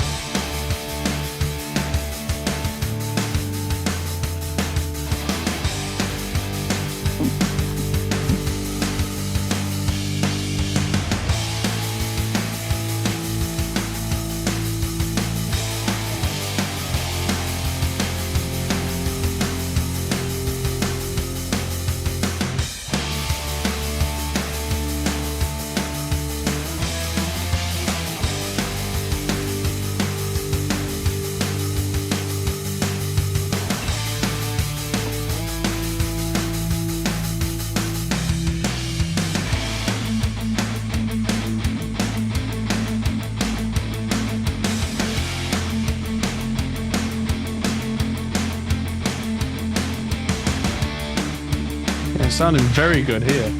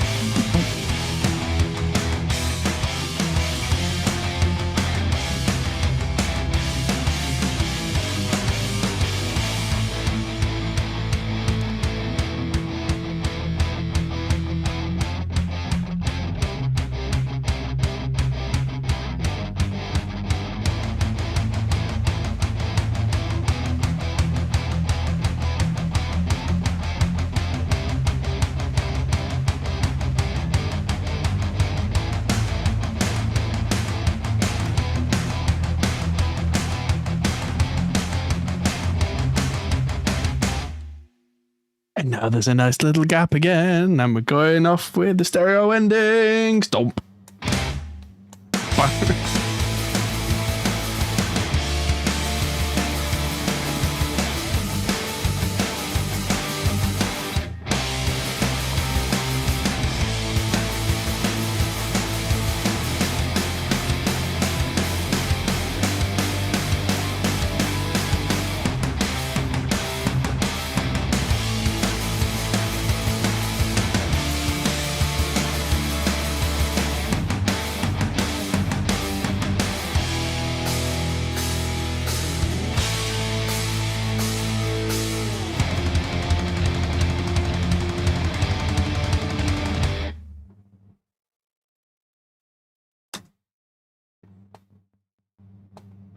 Oh, yeah, there's a question in chat about bass libraries. No, I didn't miss it on the last stream. I just didn't answer it.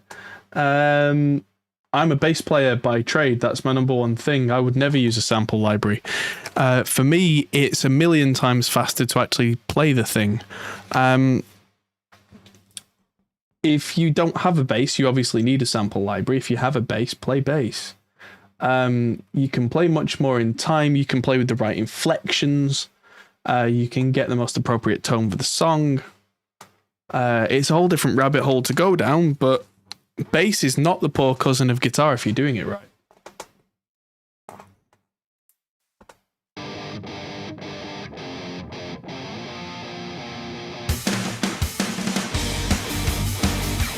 Ooh. Paramore. Love it.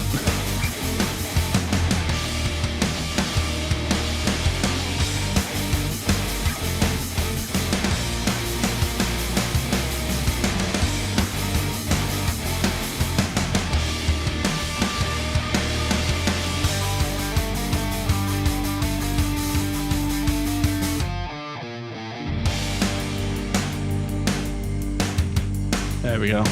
I'm just getting this. I'm getting the Marshalls to just poke out in the mids just a tiny little bit. Tiny bit.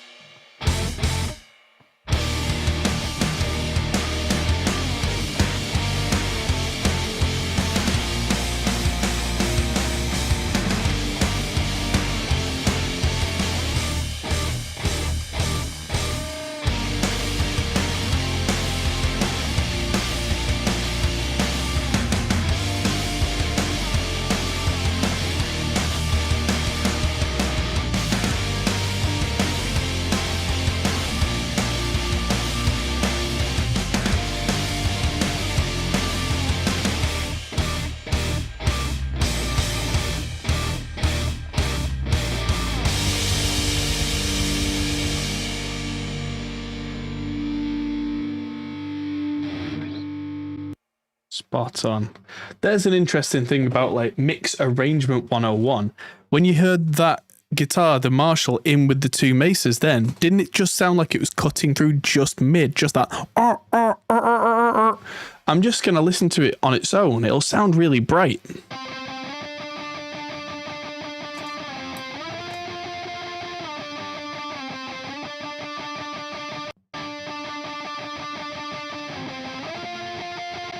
So that sounds quite bright to me. Suddenly, when you've got this in the background,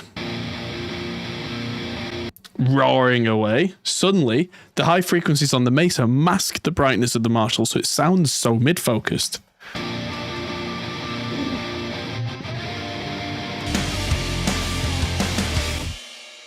Plus, I have left a lot of the low end in the Mesa because I don't think the bass has enough character. So the that second guitar is kind of taking over the low end character there to give it some more organic feel. A lot of mix engineers will tell you to just remove everything in the low end, and you don't have to beyond a certain point depending on arrangement and song. You can leave some low end in, again depending on which instrument it is, as long as you're picky about it and don't just let it all through on every instrument. The right instrument being left with some low end can give you that chug chug chug chug chug chug chug. PM Productions, hello. So I'll just give a quick recap for anybody who's joining us a little late. Let me bring the app up. I'm doing everything with real amps, but because of the UK lockdown, I am confined to my home right now. So let's see if I can get this to connect so I can show you what's under my desk that I've taken home from the studio. Broadcasting. Yet simultaneously hanging. There we go. Broadcasting. So there we go. So I'm going out from the Audience Evo 8, and again apologies for the mess because this is a temporary home setup. So I'm going out from there to the Signal Art reamp box, but this is actually the angry reamp box, the black one in the middle. So I'm going out from there. For that particular guitar, I was using the Marshall JCM 800 Studio, which is the new 20 watt one, but I was running the Mosky Silver Horse as a clone, and those two going into the Two Notes Captor X. And for the heavy tones, that was the Mesa Dual Rectifier Road King Channel 4 modern mode, again going into the Captor X, but with a tube screamer in front of that. So yes, that's what we have so far. So I'm doing all the reamping of the rhythm guitars first, and we are nearly finished with that. Then we'll be looking at what other guitars we have to fit into this magical mess, and using whatever out of these two and other pedals that I have around to get the desired effect before we mix. So let's go. Oh, that's really good.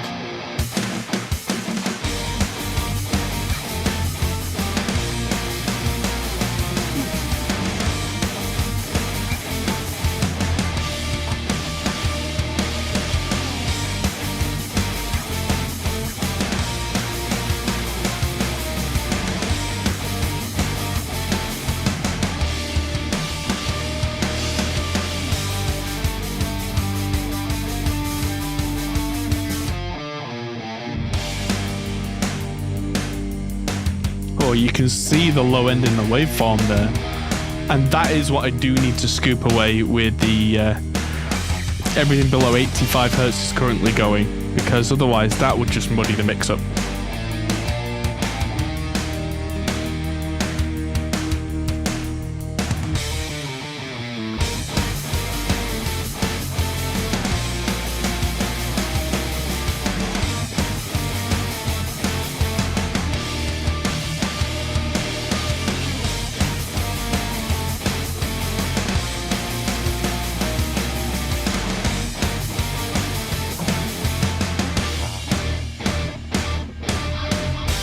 That's poking through a little too much now, so I'm going to zero this mid out.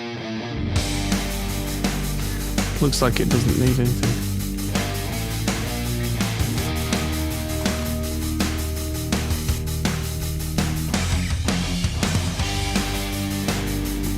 Oh, no need for a rat on the bass, you'll see.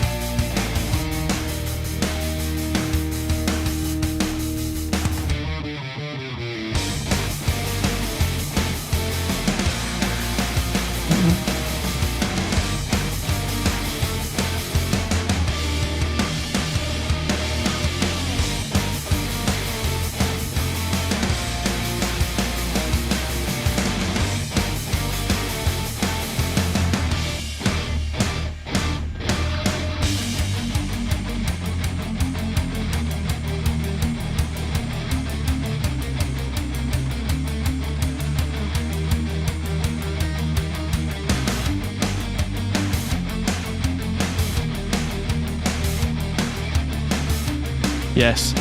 Mammoth I have been using very gently for now.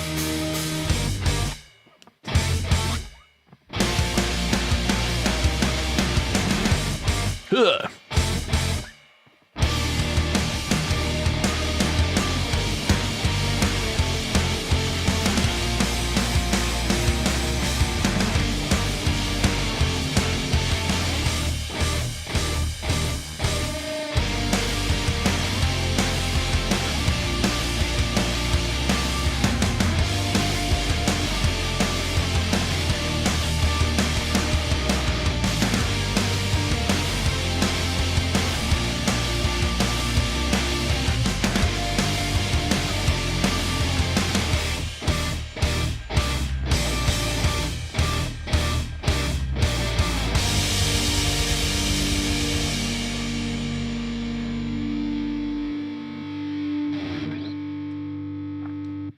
Yeah, so the bass has been using a plugin called Mammoth, but I, for now, have been automating the kind of grind and grit to be very subdued while I work on everything else so I can kind of focus.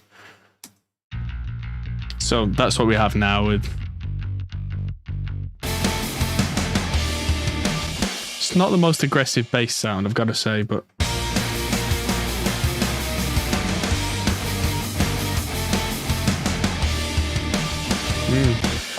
I have to say, with VSX, I can hear the difference between the guitars much more clearly now. So I can hear them all in situ, and it's not as if like, because I don't know if you guys can hear the kind of the mids on the Marshalls are really coming through. They are, but they're not offensive. And yeah, having tone hunted with everything on, I think I might leave Soothe off, because Soothe on those guitars isn't doing much.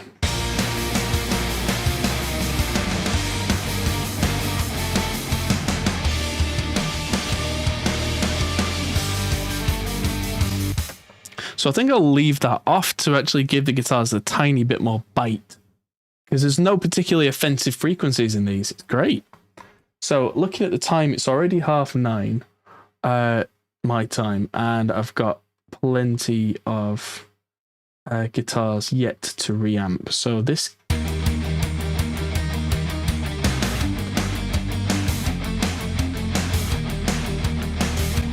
Let's just play this back and see what it was.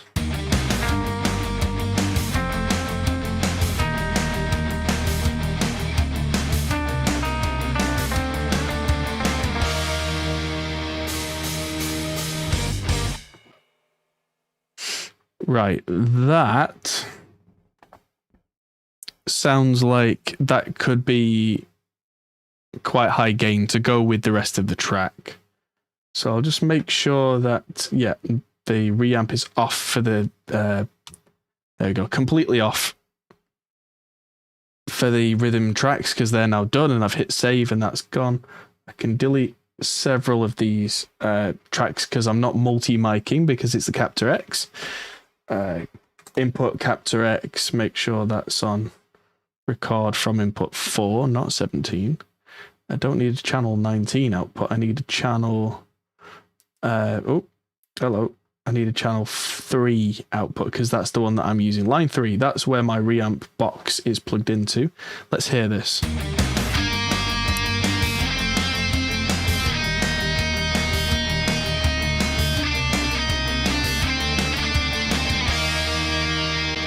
Whoa, that's cutting through.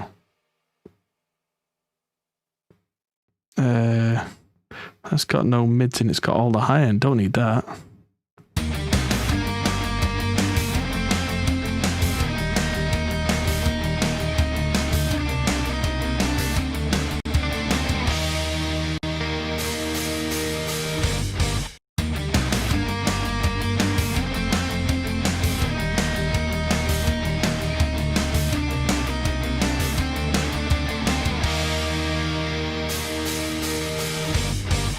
Right, so that's got something on re-EQ I probably don't need.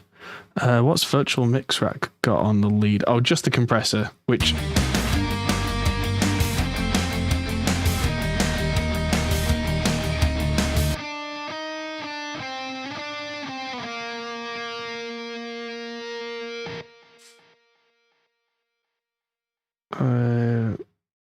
there we go.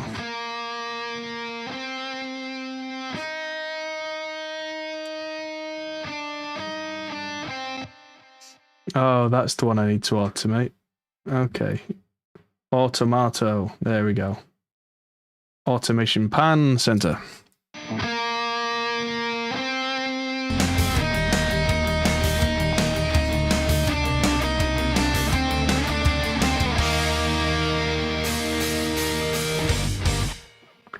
Well, that is done, honestly. I'll push the mids up a little on the amp.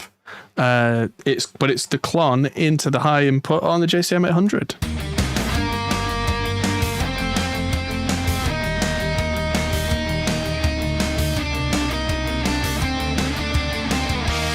Right, change of heart. The mids are going to 2 out of 10, which sounds weird, but on a JCM 800, that's okay because it's a passive tone stack and it just changes things. It doesn't just scoop the mids out, it just sounds different.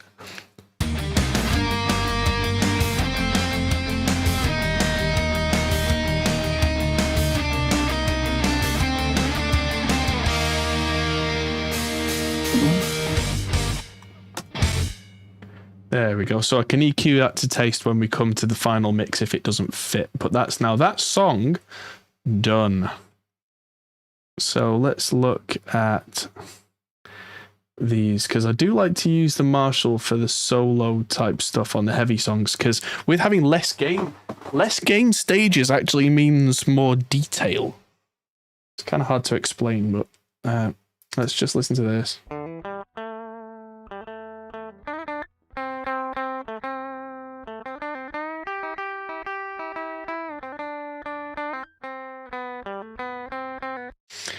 Right, so let's just... so there is other stuff on these, so I'm going to move these down. Nope. Together. On the bar, because the bar helps me visually. Helps me visualize. Take the mixer off for a minute so I can see what I'm doing. Move this one. Ooh, there we go.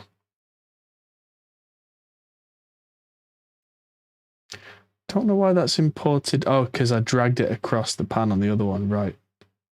Do not want. So this time, this should sound...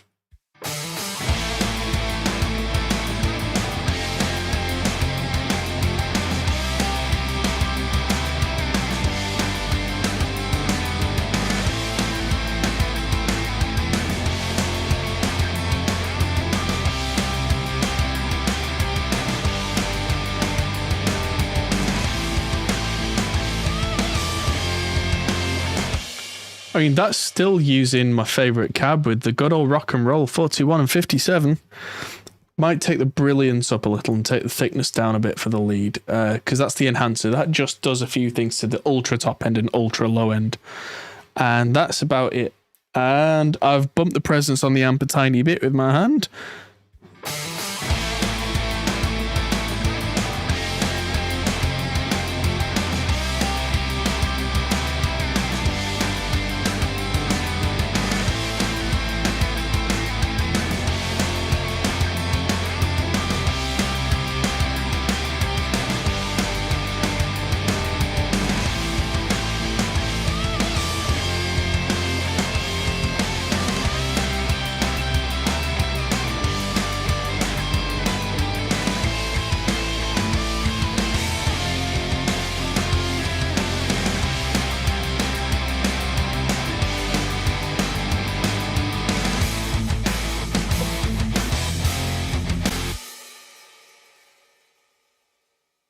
One sec. I am replying to a message about something that I'm doing tomorrow, which I'll tell you all about at the end of the stream.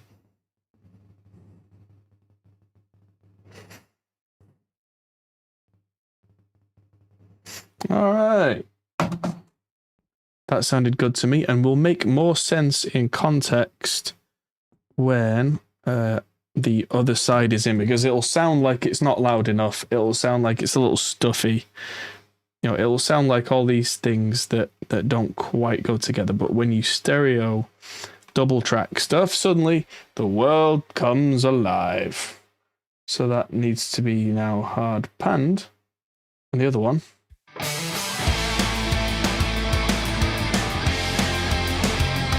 The Silver Shore, if you can hear me above the music, I started using last week. It's new, it's brand new.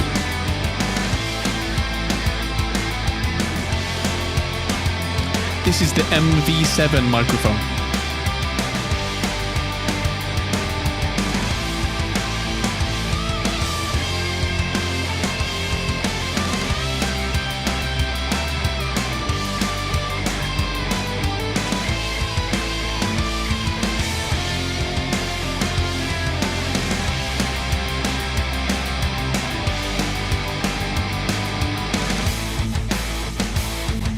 Yeah, those Marshalls are sounding nice.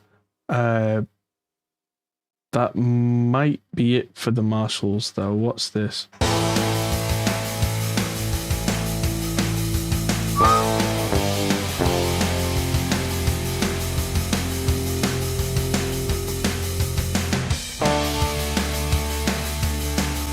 Right, no, I'll use the Marshall on these two. And I'll bring these down onto the correct channels, hopefully. Just you down there, pal.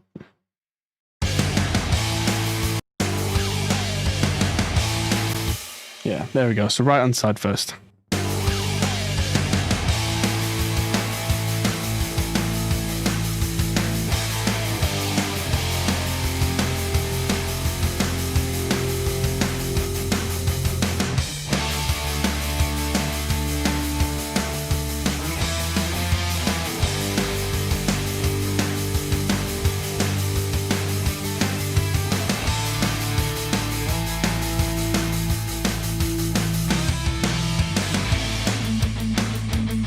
Yeah, that sounded like classic Marshall solo tone right there.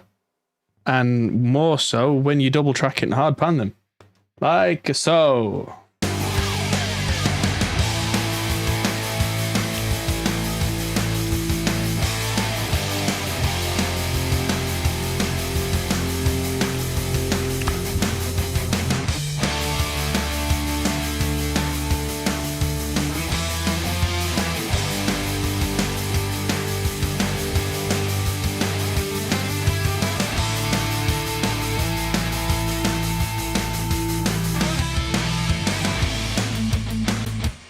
Metal Zone into the loop return. Oh, don't tempt me. I do have a Metal Zone right here. That could be funny, but let's not. I could use the Rev G4 into the return of the amp, though. That could be interesting. Let's see what we've got left. So we've got clean solos to do. We do have the wah solos to do. We've got another solo. Guitar clean solo. What are these two?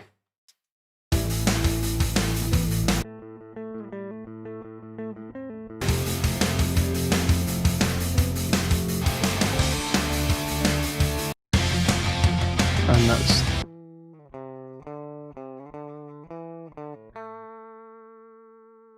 Metal Zone on a flute. Have you been watching Colin Scott again?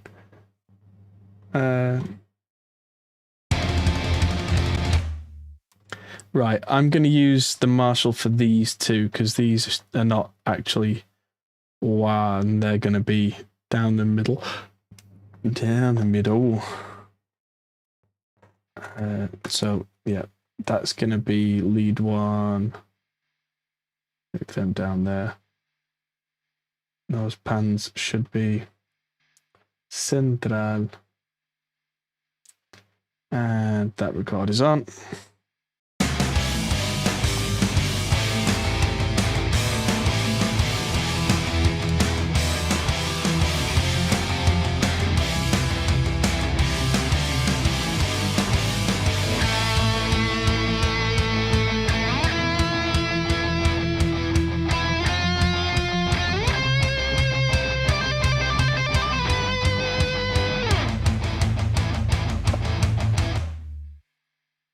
Yes. Ooh, that's me holding the phone too close to the amp. And last little bit.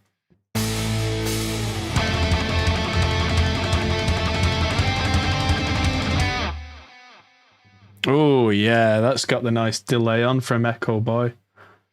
Good work, guys. Right, so what have we got left that hasn't been reamped? They need to be cleaner. That one, what's that?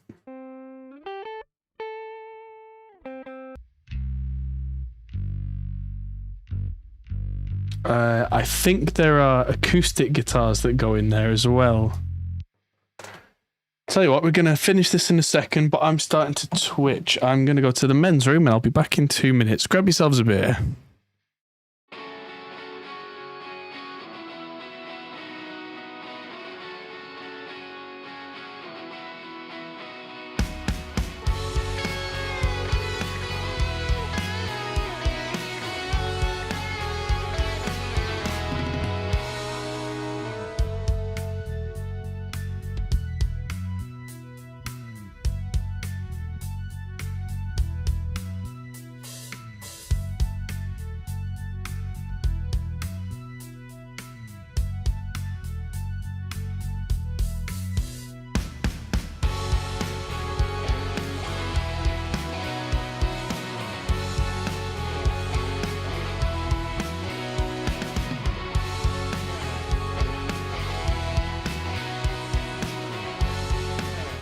I am back. There we go. That didn't take a long time. But yes, lemonade in. It's got to go out sometime. Science. So, we've got these crazy wah bits to do. And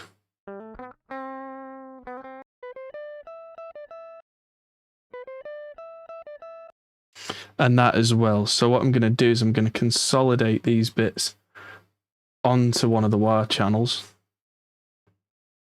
And just be a bit brutal about it to try and save. Do what you would do on a 24-track tape. You know, you've only got so many channels. And then I'll just automate the pan on that wire bit there so it goes to the left. To the left. Everything you own in a box to the left. Now,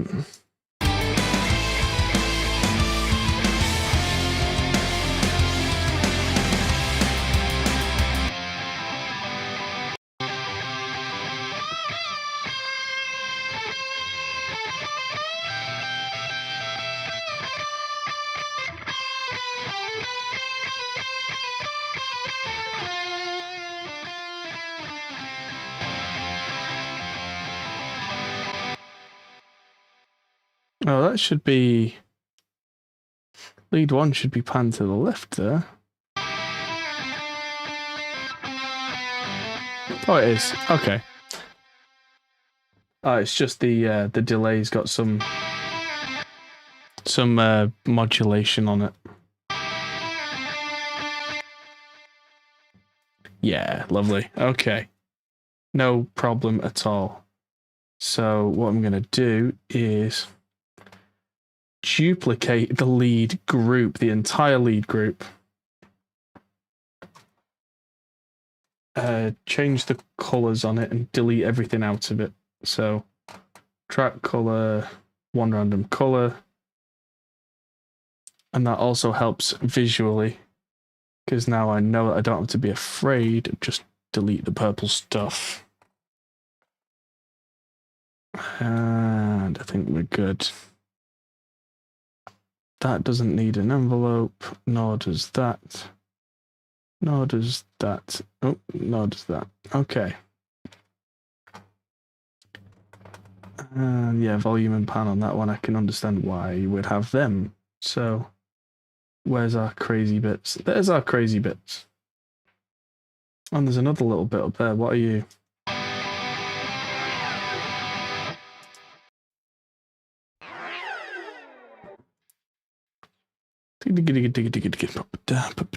Subtoms, yeah.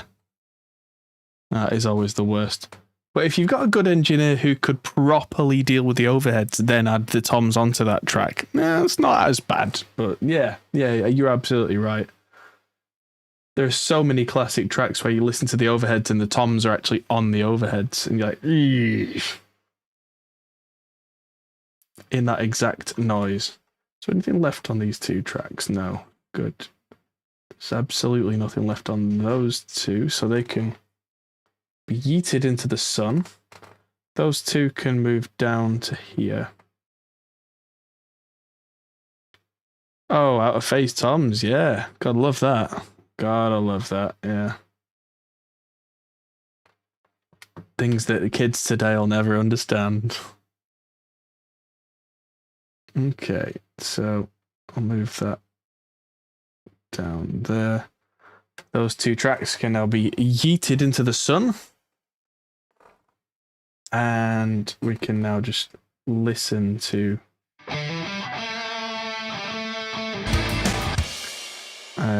these. So I can hit record on Captor X, make sure nothing else is coming out.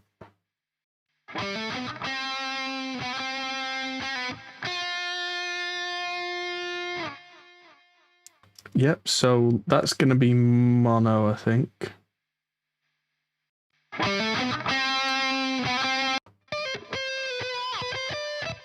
That sounds really nice, but I'm just going to go for something different just for flavor at this point. And yeah. So I am going to do the thing we suggested, which is try the Rev G4 out in the effects loop. Because I have it here, why not? Hello. Hiss, my child. So,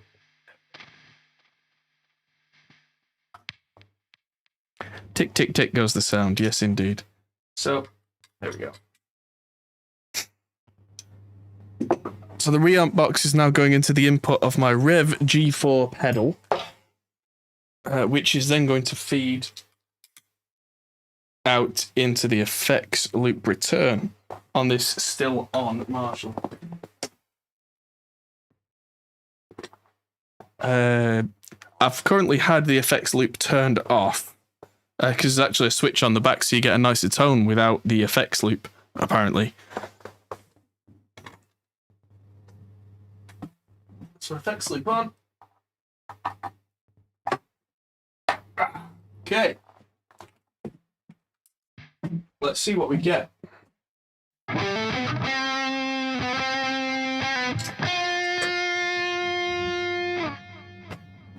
It's not a bad tone, it's just different. Let's focus on the wah tone.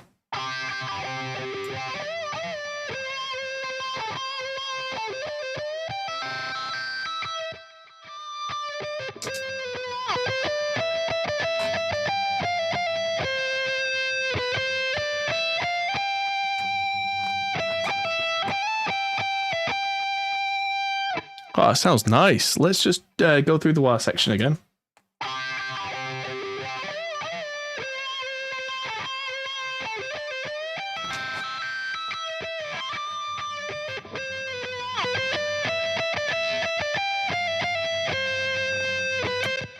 Right, so we're on red aggression on the Rev G4.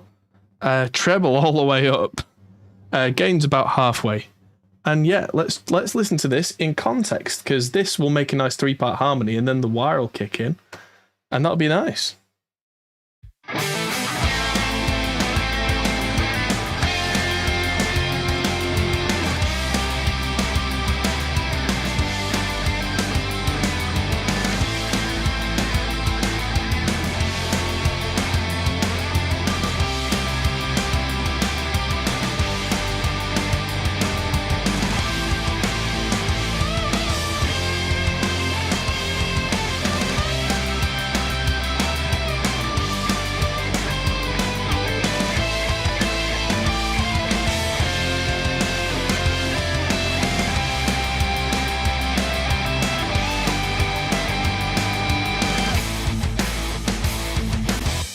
That's so ridiculously overblown. I love it.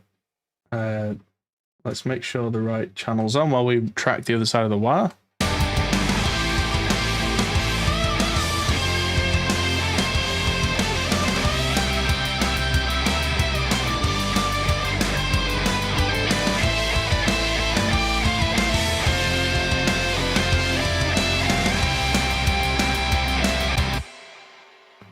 That's ridiculous. Brilliant.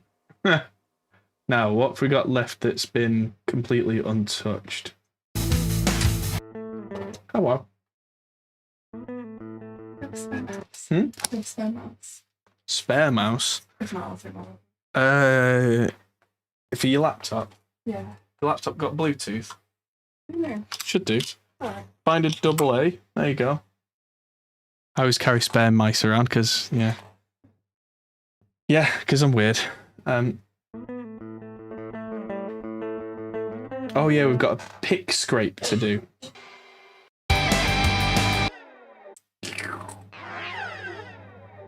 So that can go on lead 2. Oh, lead 2's busy there.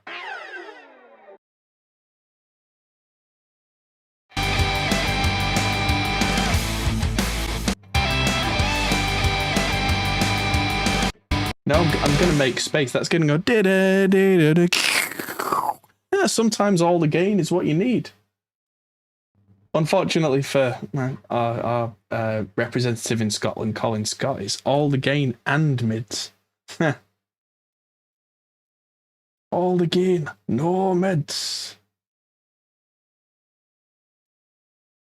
I'm sorry, Colin, that was a terrible impression. Do forgive me. All right, there we go. So let's just record a scrape.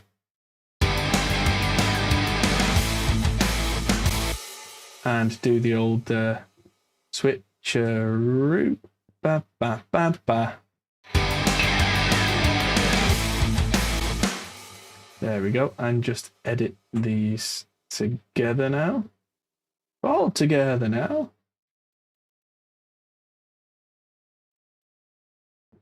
Take snap off. There we go. I know the microphone's pointing at my ear, but...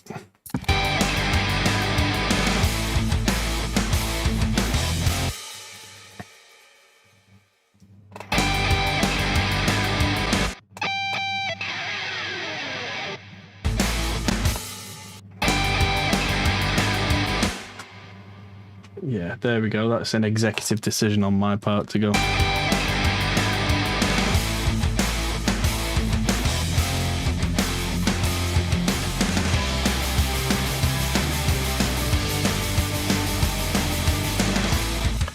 Right, so we've just got these two to do now, and these need significantly less gain. So, da da da da da da da da da. Right.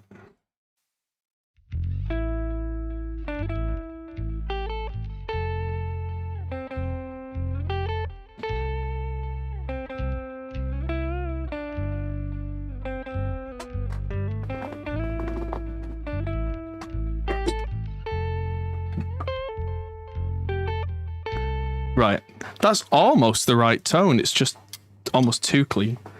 So I'm going to go into the JCM 800 again. Very versatile amp. But into the low sensitivity and probably bring the gain down quite a bit and watch it mostly clean up. Because the JCM 800s are really based on... The early JCM 800s are based on the old Marshall JMPs, which can do a really beautiful clean if you let them. So, I might have to move this around at the mix stage, but let's just bring it down onto this track for now.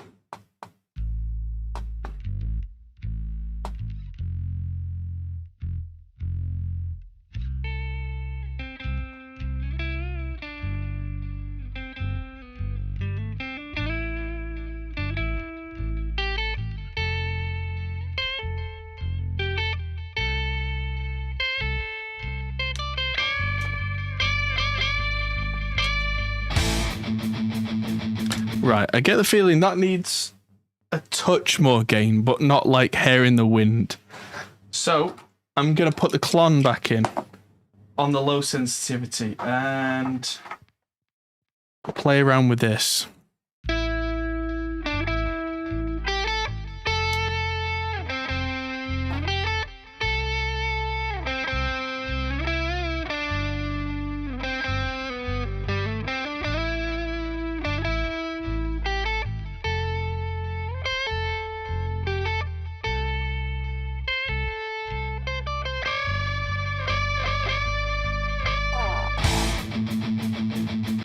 That's quite tasteful.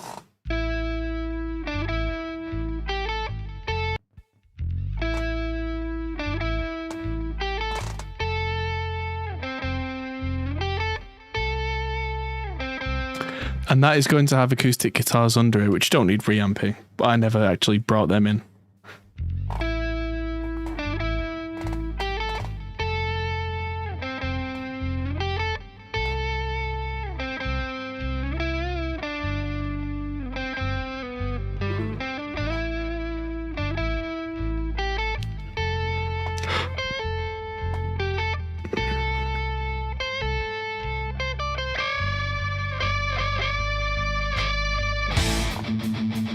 There we go. And just at the end there, I just rolled the gain up on the clon just to give it a bit more as it hits. Lovely.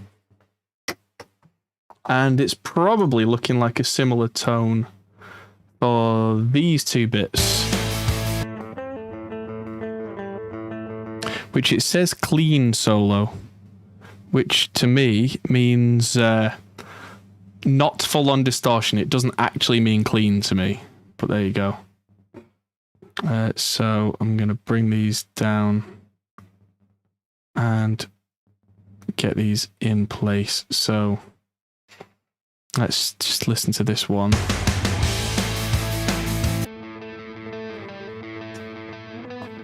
Oh. Stop. This blue movie is not ready yet. He's actually fixing the fridge.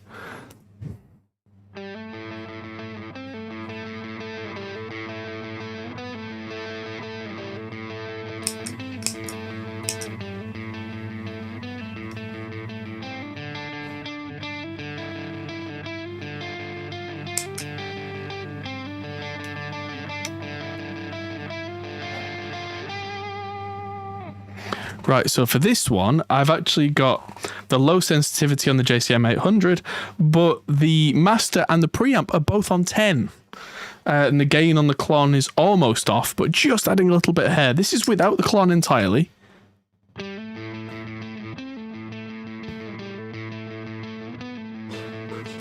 then this is with the clon.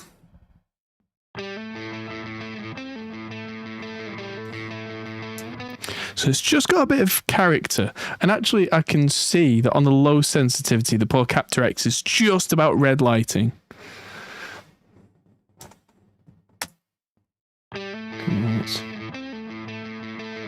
So close to red light.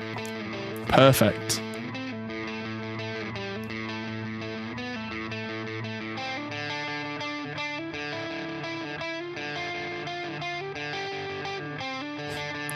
There we go. The body control there's a bit of an odd one. It's like a parallel compression-y type thing. But yeah, I'm going to let go of the clon now and let that go where it's supposed to and listen to this in context. It won't be very audible until I've got them both going.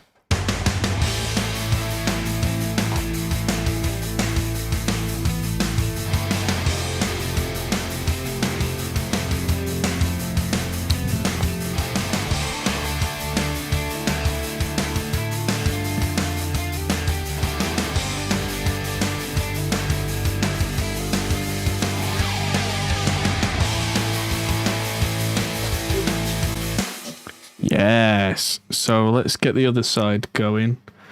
Same sound. Make sure that the right performance is going out to that one. These are hard pans, so here we go.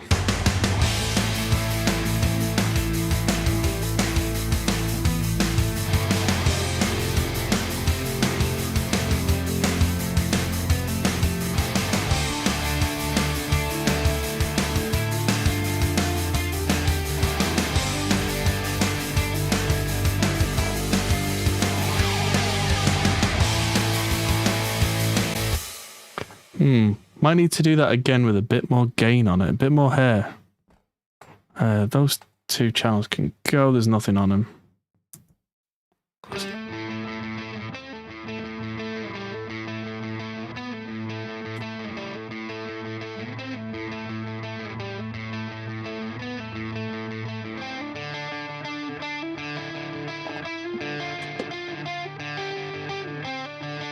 Yeah, that needs more bite.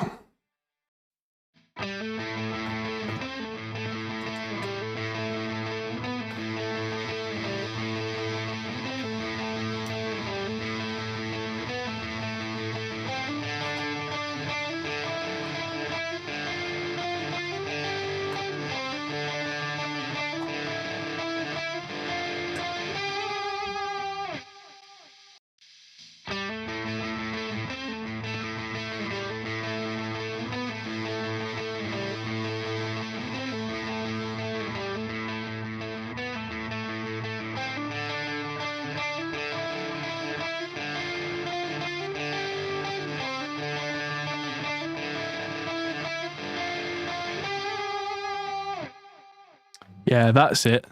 Yeah, there we go. Literally, all the dials on the JCM 800 are on 10. And the Klon is, the treble's on 10, output's about unity and the gain's a little high. But because the Marshall's on the low sensitivity input, it's not distorting like you would imagine it would. That's the thing. Unless you go on high sensitivity and absolutely nail a JCM 800, they don't give you that much distortion. Everybody thinks they do. That's the JCM 900 that's like automatic distortion. But yeah, I kid you not. 10. It's a glorious thing. And that fizzing noise is because I'm holding the phone too close. And the Klon, Silver Horse Mosky, unity output, bit of gain, high treble, and the voice switch doesn't seem to do very much when you've got everything on 10 on the amp. But yeah, that low sensitivity input is what's giving us this sound. And what I might do is leave that left side with less gain and the right side with more. That way we get some teeth, but we also got the attack of the notes. Just going to turn that off so we get less of that. Let's try it again. Let's hit record.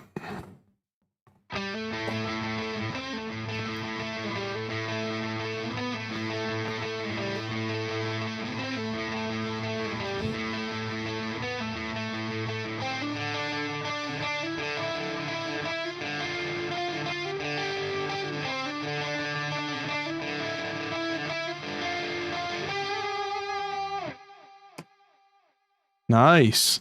And yeah, that's one of the better things about these 20 watt JCM 800 studios is that's all on 10 and I'm not really scared of it blowing up.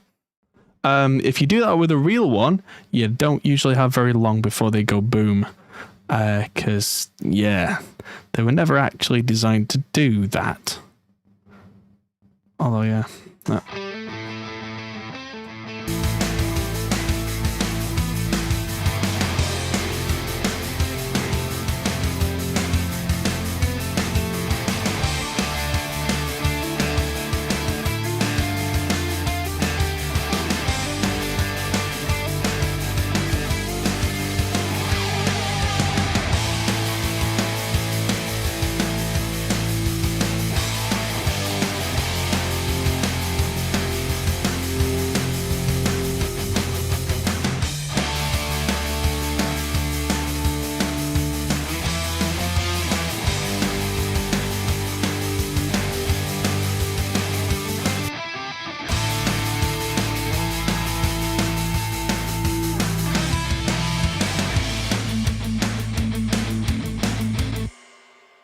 Yeah, good old Spinal Tap. But yeah, I'm going to put that on standby now and turn the controls to a more reasonable level before something goes pop. I don't think it will. It's a modern design. But yeah, it's 10 o'clock and I think that is where I'm going to leave it for tonight because we have these great guitar sounds and brain rot will start to kick in if I do much more. So probably one of the weekdays next week, I will add the vocals, add the acoustic guitars, add the anything else that there is, and then finalize and tweak the mixes, because that's sounding like it's going to practically mix itself. Which, again, if you've got the right tones, they just kind of do. So, yeah, there you go. Thank you, everybody, for watching. Check out the new courses if you haven't already, which there's a link to them there. Save, yes, I have hit save many times, Al. Yes. Save. My left hand is kind of locked in a position where little fingers control one of these two fingers will hit save. But yeah, 0 crash count, lots and lots of great tones. Well done to the Captor X. And thank you, everybody, for watching. I'll see you very soon. I've got a video coming out tomorrow on the JZ microphones, black hole mic and handheld mic. And then there's going to be more coming up on the channel. I'll be having a week off, hopefully, starting the end of this coming week. So I'm going to cram as much as possible in before I then sit down on my fat lazy ass and watch a charity stream for a week, because it's been far too long since I did that. So thank you, everybody, and I'll see you. Oh, I never told you about the thing I'm going to do. Tomorrow, I'm going to be going to a studio in Bradford called Home Studio, spelled HOHM. Pun on words, home, and I'm going to be doing loads of cabinet captures and impulse responses. It's a dry hire. It's just me who's going to be there. Very COVID responsible, because it's literally just me. And yeah, I get this wonderful studio with massive ceilings and Neve preamps and everything for the day. So I'm going to take my camera and show you all playtime. So thank you, everybody, for watching. I'll see you in the next video. Ta-ta. Hey everyone, that might be the end of the video, but if you fancy carrying on this conversation, we have a Discord server, link is in the description. We're also on Patreon, which is something you can really help us with. We also are on Facebook, Instagram and Twitter at Hot Pole Studios. See you there.